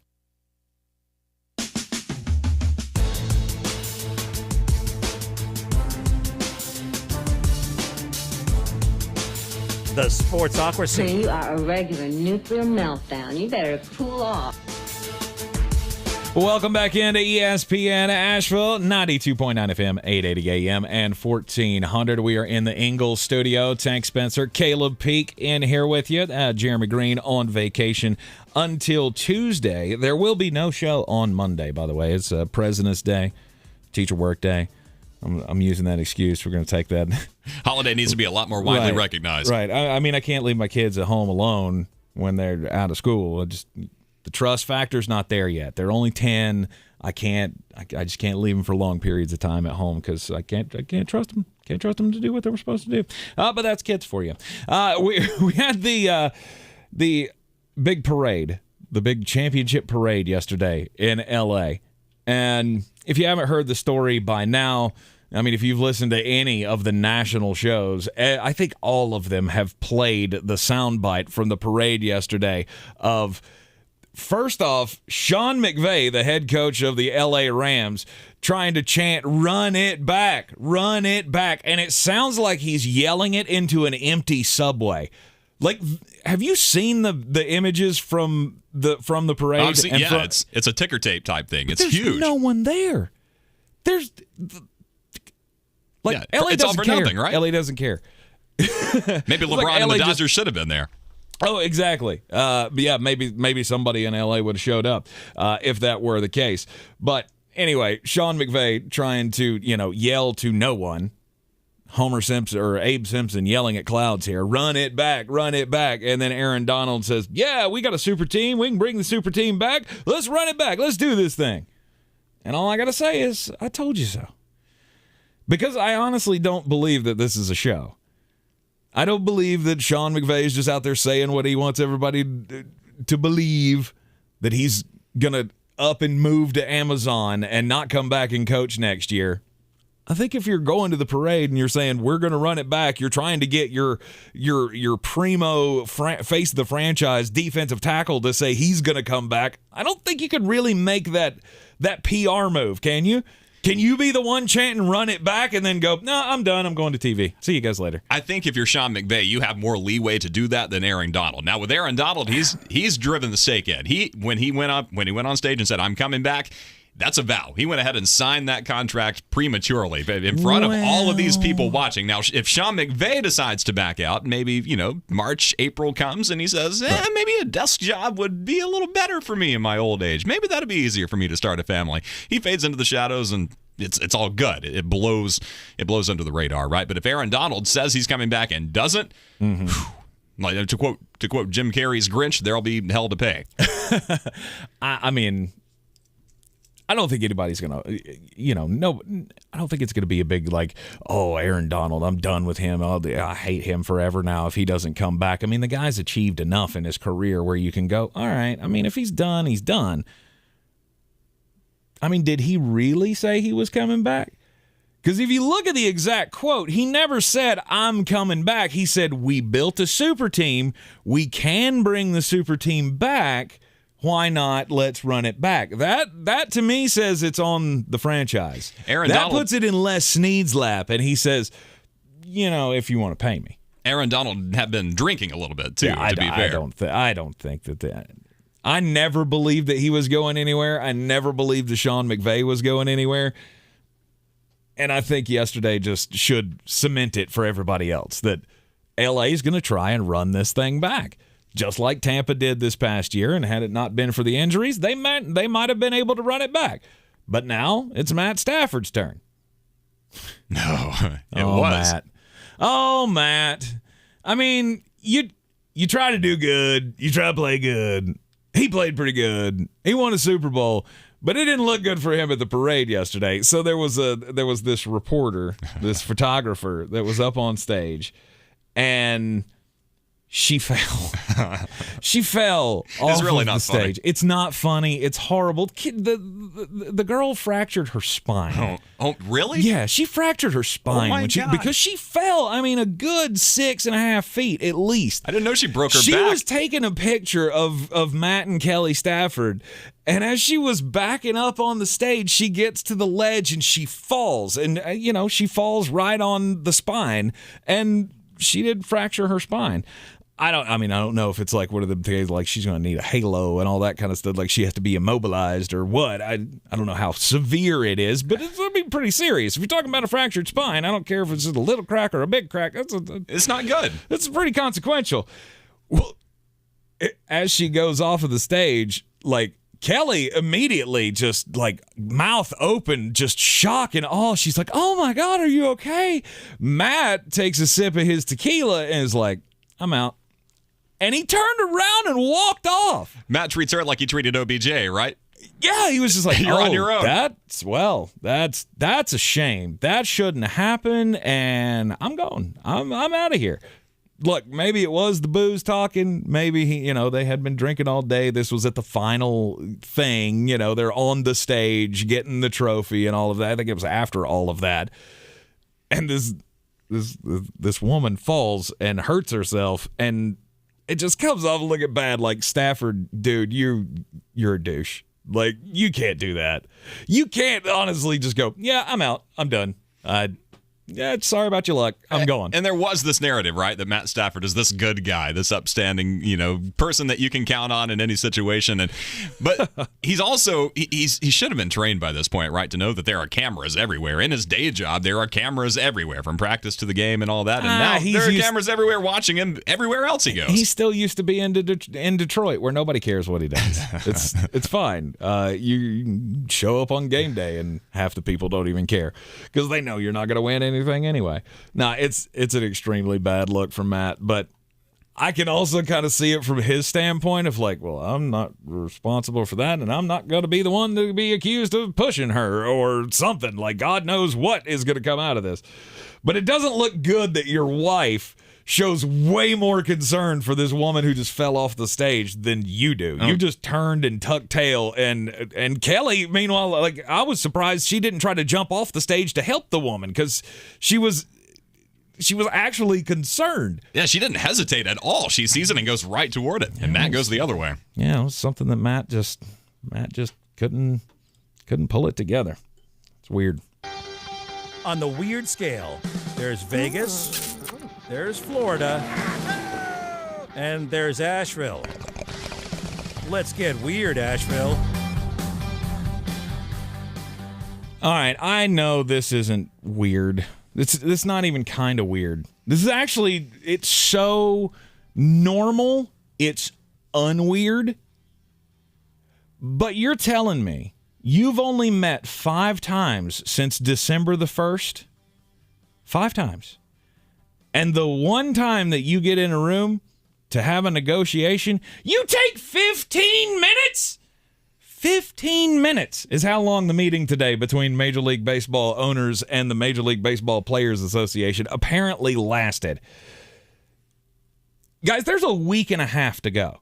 You got a week and a half before you start eating into your schedule. And I know it's just spring training, and who cares if we really miss spring training games and all of that. I mean, I don't. I don't even kind of care that like, if you are going to make for opening day on March 31st, I think. 31st, March 31st is supposed to be opening day.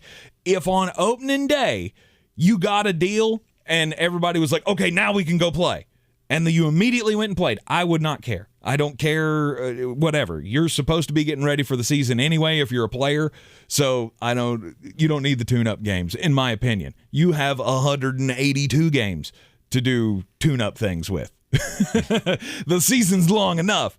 I don't care. But here's the thing. You haven't been able to get in a room and you could only stand to be around each other for 15 minutes. I don't think that there is any sign that this baseball season is going to start on time. Do you agree? I mean, it looks that way. 15 minutes isn't long enough to get the chit-chat out of the way. You can't even have small talk, not meaningful small talk, in 15 minutes. So what was actually discussed today? It seems like two sides came into the same room with hard lines drawn, and neither one wanted to cross either one of them. And my thing is I just don't understand. I don't know what the major holdup is. Other than just astronomical sums of money, none of this has to do anything with baseball at this point. It's all about the backroom hidden stuff that nobody except billionaire owners care about. And I mean, nobody understands what's happening right now. We came to agreements on all of these other things that have major impacts on the way the game is played.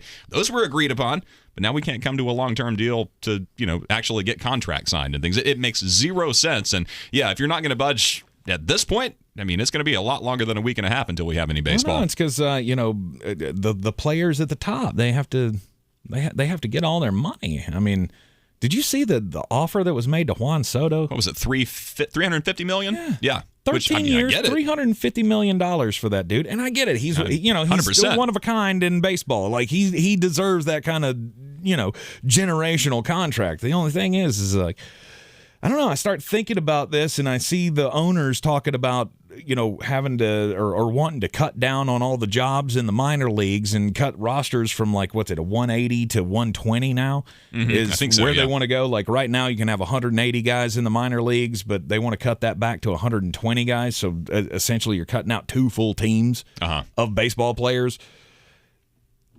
I mean, when does that all come to the mean where the guys at the top have to realize that maybe there's going to have to be less money here? Now this wasn't Juan Soto saying, give me this money. He's saying that's what they offered him. So I'm not holding him responsible for anything. I'm not doing that. But what I'm saying is you got all these guys at the way, way, way tippy top, and then you got all the guys down at the bottom. It's hard to come up with an agreement that's everybody's going to jive with. And the thing that is so weird about this minor league job negotiation, cutting all those jobs, is that you just split the 1A level. I mean, now you have the low 1A and the high A. And so that created that many more jobs, and you just did this 2 seasons ago. Yeah. And now you want to cut the jobs after you've gone through all the paperwork of making this extra league, essentially. It's head-scratching, and the common sense is devoid of any of it. It's ridiculous. It's weird. Baseball just doesn't know how damaging it's being to itself. That's my weird story for the day. Yeah, I mean, it's essentially self-sabotage, basically suicide. Pretty much. Here's my weird story. Coke. Not that kind. Coca-Cola. It's got a new flavor, right? After they killed all of these other brands, you remember Tab and Odwalla and all that. I don't, but maybe you do. It was a little bit before my time. Odwalla? I don't remember that. I don't even know that. I mean, maybe that's a West Coast thing. Okay. I don't know. Maybe someone in California can help me out. But Tab and Odwalla, quote unquote, have been canceled. So now apparently Coke is focusing on the core brand, right? It wants to expand the Coca-Cola family. And they've even created a new platform to kind of roll all this stuff out, right? Like a marketing platform, Coca-Cola Creations. Sound very original of them. But this new flavor, it's not cherry, it's not vanilla. In fact, nobody really knows what it is. It's called Starlight. And there is no indication of what it actually tastes like at this point. So there have been some guesses floating around the internet. One person in the Twitterverse guessed raspberry because a quick Google search says that space tastes like raspberries. Now, how does space get involved with this? It's called Starlight, right? And according to Coke, they're trying to create the flavor of space. I'm trying to find the actual flavor of space. Yeah, it's the company's explanation is Starlight is quote unquote inspired by space and has notes reminiscent of stargazing around a campfire, as well as a cooling sensation that evokes the feeling of a cold journey to space.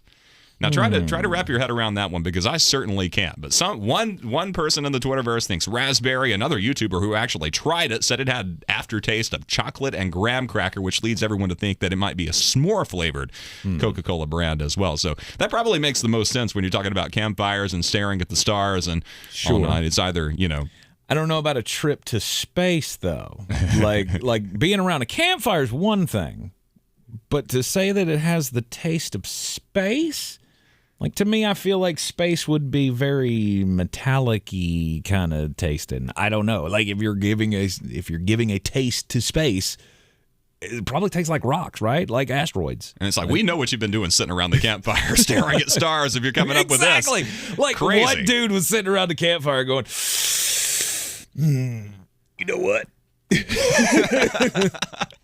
think space would taste like raspberries. And maybe some chocolate. Yeah, that's it. Hey, man. I don't know how you would come up with that. Hey, man, pass to the left. Quit talking. Exactly. Oh, man. So are the LA Rams going to run it back next year? Do you think that they have what it takes to be able to make this happen again next year? With Aaron Donald? Probably. Yeah. I mean, if you keep Odell Beckham Jr. and you keep that... the Eric Weddle's probably gone as a safety. He's done. I mean, he's long gone. He was a specialty piece anyway. So, I mean, you pick up a defensive, you probably draft a safety or you find one out there somewhere in free agency. But the core is there. I mean, Matt Stafford, I think he's got to be hungry this coming year because he got his ring. And feasibly, you look at his age, you look at the toll that playing in Detroit has taken on his body. And, I mean, he's got 3 kids and a wife himself. He's probably kind of like McVay, right? He kind of wants to... as long as he's been in the league, he's got to be ready to wrap this thing up soon, right? So you got to think this year is probably the only realistic chance he has to run it back and get that second ring. After this, the age takes over, and it's kind of you're in a Tom Brady situation. How long do you want to stick around before you kind of become, a little bit of a joke? So if San Francisco was able to keep Garoppolo, I think the Niners would probably be in the driver's seat for the NFC next year. But without Garoppolo, San Francisco is lost. I mean, they're really going to struggle to move the ball offensively, I would think, depending on who comes in replacement. But right now, L.A. has got to be the front runner, right? I think so. I would think that L.A. has all of the pieces to make it happen, especially if you're going to have a full season of Cam Akers. You don't have to deal with the injury anymore. And he looked really good at when he finally did come back. It looked like that can be a thing moving forward. I mean, you probably won't have OBJ. You got to do something with the money. Like, you're not going to be able to, or I mean, you might. I said the same thing about Tampa. Like, I thought they were ridiculous when they went to their parade last year and was like, you're coming back, and handing out contracts like they were Oprah Winfrey. I didn't think that could happen. Somehow Jason Licht figured out a way to make it happen. Les Snead's a pretty smart guy. Maybe they've got, a similar cap gymnast in their front office that they could figure out how to make all this stuff work and bring back all the pieces. But I would expect that they're not gonna have Von Miller back. I mean, unless he takes an absolute steal of a deal. They probably won't have OBJ back. But who else can you convince? Does this become the next Tampa, where Matthew Stafford and Aaron Donald, and they can get all together, Cooper Kupp, and they can get these other guys to come, you want to win a title? Come over here. Could they get J.J. Watt? Could J.J. Watt come over to L.A. or something? I mean, I don't know what his contract situation's like, but just off the top of my head, I was trying to think of some guy who still has juice left in his legs and wants to win a title before he leaves. Maybe. Juju Smith-Schuster comes to mind. Maybe he would be an interesting piece to throw in there on a sweetheart deal. If he's not going to go back to Pittsburgh, if Pittsburgh's not going to have a quarterback that he believes in, and he doesn't want to take another $8 million deal, because remember, he was out there for a long time on the market last year and nobody picked up on him, and that's why he went back for less money with Pittsburgh. So maybe he's one that wants to for a song. Just come in and on a prove-it deal, win a championship, and see where it takes you. LA, it all comes down to keeping those pieces in place. The salary cap, like you said, is going to be a big thing. And if I'm LA, I'm looking in the rearview mirror and I'm seeing Dallas coming in hard. I mean, the first 2, 3, 4 weeks of this season, Dallas looked like a Super Bowl contending team. They really did. The way that Dak Prescott played with Ezekiel Elliott, with CeeDee Lamb and company, Cecil, what was his name? Cedric King, I think, is the wide receiver there.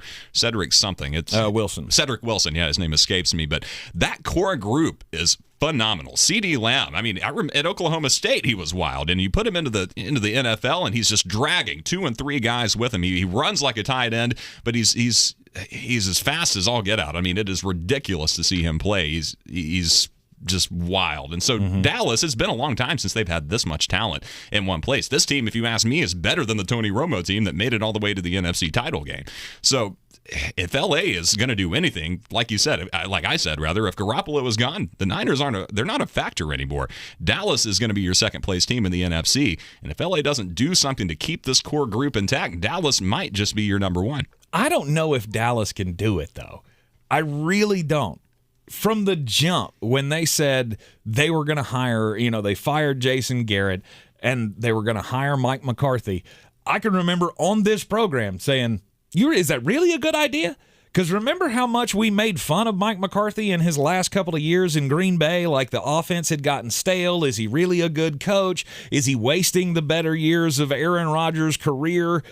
I said all of those things. And then he comes into Dallas. They have the 2020 coronavirus year, which everybody kind of gets a break for, but they were a disappointment. Dak had the major injury. Obviously, that was out of his control.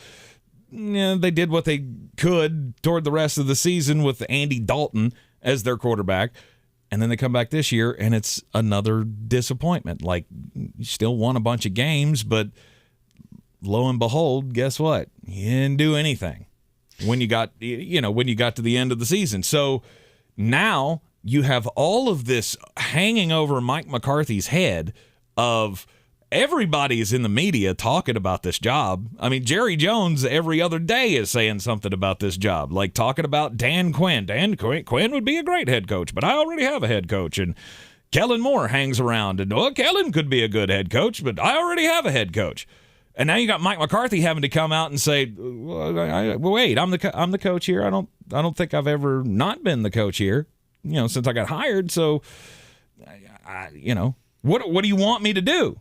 And now you've got the Sean Payton thing that's out there of Sean Payton's going to leave and maybe he'll just take a year off and he might want the Dallas Cowboys job. If Mike McCarthy doesn't win a championship next year, I honestly believe he's going to get fired. Like, I don't care if they lose in the last play of the NFC championship. If he doesn't go to a Super Bowl next year, he's fired. I disagree, and let me tell you why. Okay. Mike McCarthy, whether he wins or loses, what is he at the end of the day? He's a conduit for Jerry Jones. He's a yes man. He takes directions from Jerry Jones and applies them directly into his game plan. Essentially, he's a lackey for Jerry Jones, right? He's an employee, but as the head coach, you would expect that you'd have a little bit more freedom to implement your own game plans and your own ideals and things like that. Kind of create the team in your own image. Well, I mean, as long as Jerry Jones has been involved with the Dallas Cowboys, as long as he's owned it, it has been Jerry's boys. I mean, It is his football team, and you will do things his way, or you're not going to be a part of it. And so I think that's where the problem with Dan Quinn and Kellen Winslow and things like that come in, is they're too outspoken. They're too much of idea guys. They come up with things. They come up with schemes and concepts that might not fit the Jerry Jones way. And that's why I think Mike McCarthy's job is safe, playoffs or not.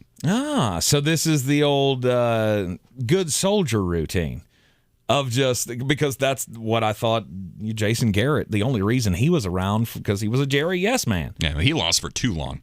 Yeah. I mean, he had nothing going for him. Jerry is still and always going to be, until he says otherwise and gives up his radio show and all that, he's still going to be the voice of the Cowboys. Certainly. But Steven's taken on a lot of that role. Stephen Jones has taken over a lot of the decision-making role, and so maybe it's not that. Maybe that's not the case anymore. I really don't know. But I don't feel like Jerry's never happy unless he's winning. It's been a while. And Mike ain't winning. I mean, Mike's winning regular season games, but I'm not paying you to win regular season games. I'm Jerry Jones, and we're paying to win Super Bowls. And I know we haven't done that in a long time, but I'm getting older. And don't you think I want to see us win a Super Bowl before we die? Or before I die?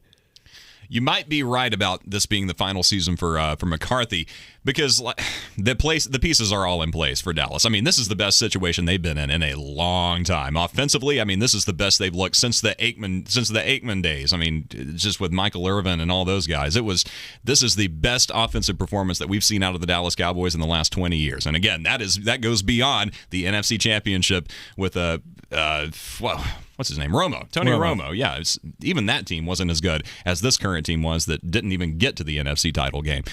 Good things have to be coming for Dallas here. Jones has to see that, and McCarthy, he hasn't been a proven winner in Dallas, but he's kind of shepherded in this new era. He hasn't lost all of these guys. He hasn't lost the locker room.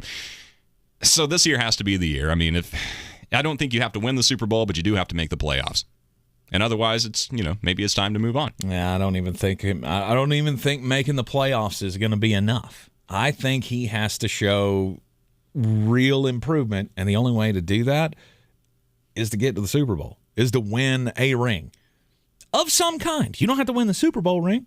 You get an NFC Championship ring, maybe that'll be enough. But even at that point, I think Jerry Jones is going to be out on it. I don't know. Big changes are probably coming in Dallas sooner than Mike McCarthy wants them to happen or not. And the fact that he has now 3 guys, think about that. He's got 3 guys now that are going to be eyeing his job from now until doomsday. Because Kellen Moore went nowhere. Dan Quinn went nowhere. They're still in the building.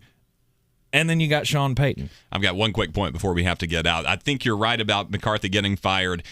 If Dak Prescott stays healthy and things are going poorly by midseason, I think you make a mid-season change. Maybe week 6, week 7, if Dallas is underwater and all the pieces are still healthy, if you have Prescott, Elliott, Lamb, and company, everyone is still up and running, and you're still losing, then that's a clear sign that you've got a leadership problem. And I don't think McCarthy makes it to the end of the season. Now, if you get a couple of injuries, you might get the benefit of the doubt, but you got to win ball games, especially in Jerry's world. All right, looks like Sean McVay and Aaron Donald do want to run it back in L.A. Who else is going to run it back for their franchise next year? We'll wrap it up after this here on the Sportsocracy on ESPN Asheville. This is your time saver traffic on the new ESPN Asheville. Traffic slowing 240 westbound between Charlotte Street and Montford Avenue. 240 on the eastbound side is slow on the Captain Jeff Bowen Bridge. 26 westbound delays between Airport Road and the Blue Ridge Parkway.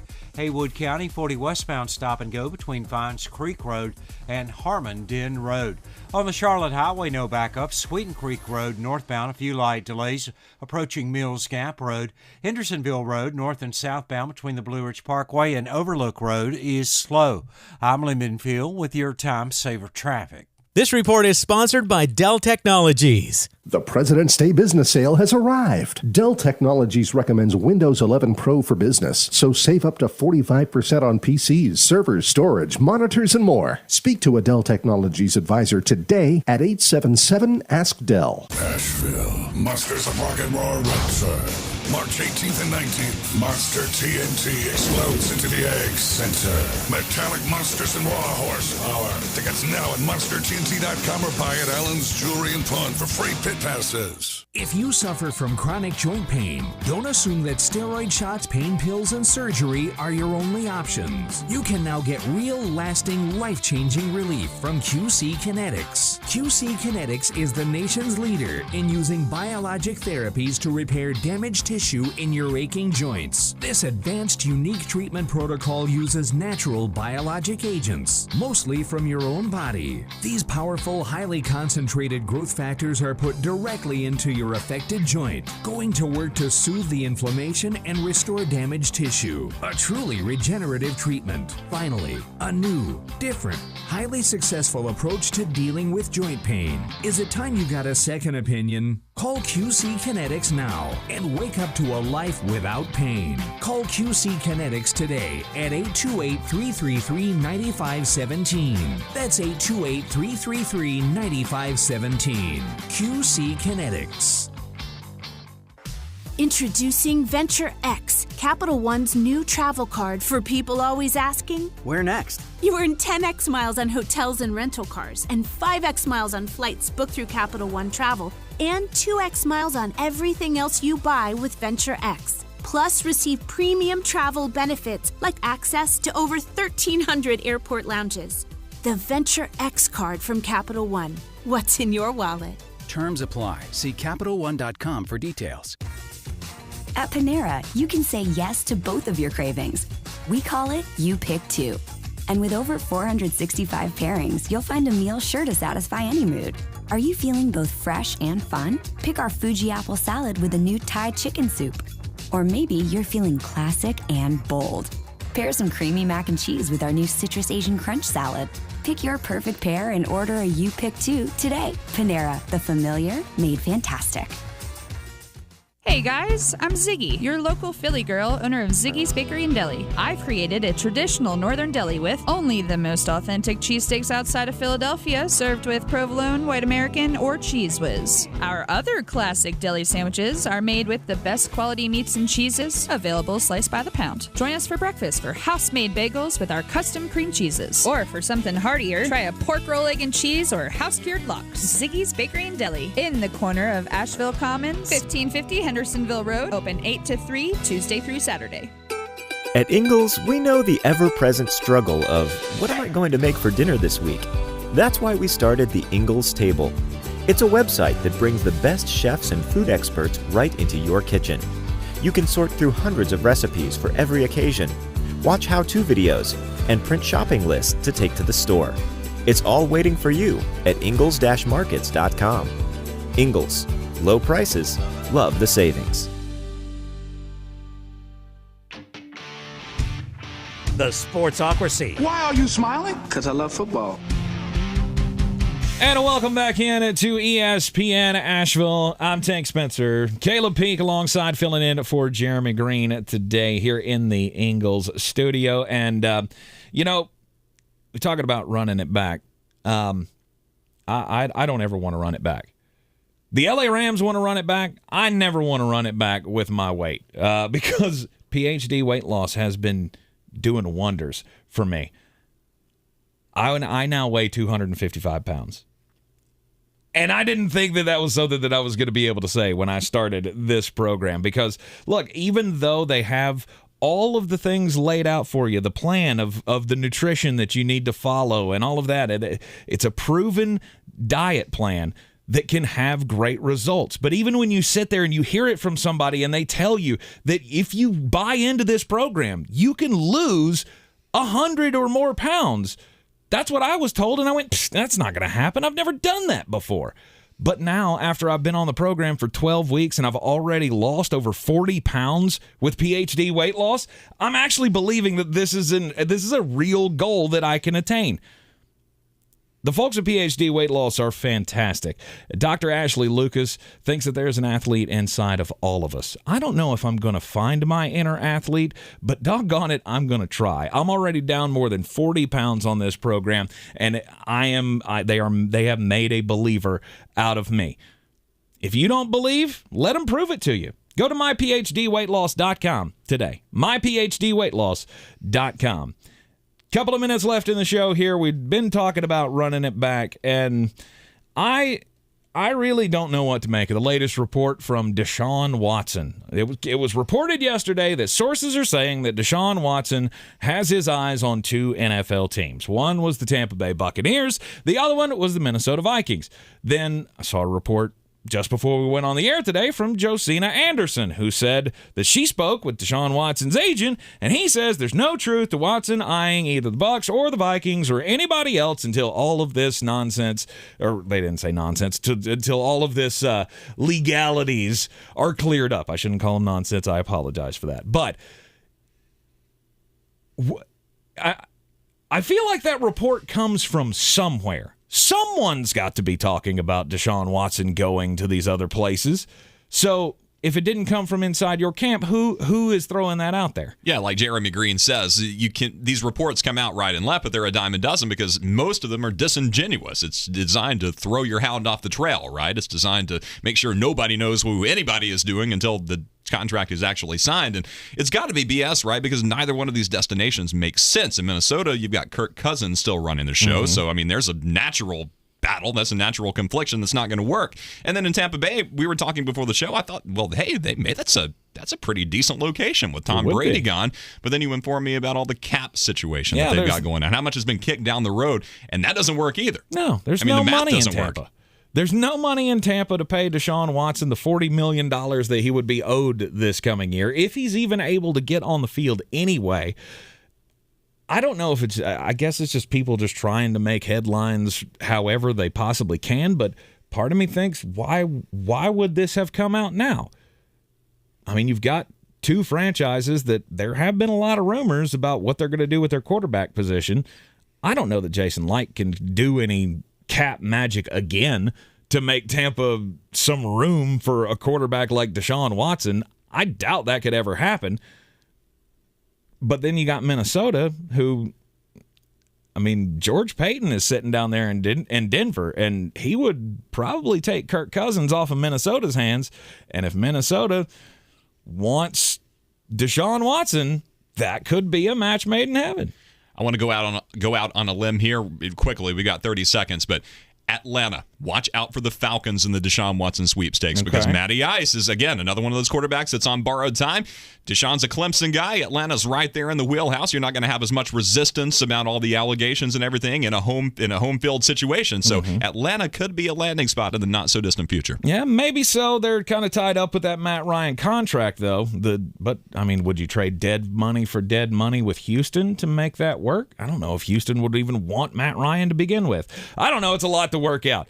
I'm Tex Spencer, Caleb Peak alongside. We'll be back with you tomorrow right here on ESPN Asheville. We're going to have a big surprise guest for you tomorrow afternoon as well. We will see you then. This is your Exergen Temporal Scanner weather forecast on ESPN Asheville. Wind advisory up tonight until 3 a.m. Friday morning. Got a Pacific front sweeping in and a squall line marching in. It's weakening as it comes in, but half-inch rains, gusty wind out of the northwest behind the squall line. 37 degrees our low for tonight. And then a colder, more February-like forecast for Friday and into the weekend after very warm weather. 41 degrees on Friday, 23 Friday night. I'm meteorologist Scott Lariamore. That's the latest Weather Channel forecast. This report is sponsored by Mattress Warehouse's Clean Shop Promise. It's the President's Day sale at Mattress Warehouse. Save up to $800 on major national brands. Buy one, get one 50% off select pillows. Get free next-day delivery and 0% interest financing on qualifying purchases. Visit sleephappens.com. This is your time saver traffic on the new ESPN Asheville. Traffic slowing 240 westbound between Charlotte Street and Montford Avenue. 240 on the eastbound side is slow on the Captain Jeff Bowen Bridge. 26 westbound delays between Airport Road and the Blue Ridge Parkway. Haywood County 40 westbound stop and go between Vines Creek Road and Harmon Den Road. On the Charlotte Highway, no backup. Sweeten Creek Road northbound, a few light delays approaching Mills Gap Road. Hendersonville Road north and southbound between the Blue Ridge Parkway and Overlook Road is slow.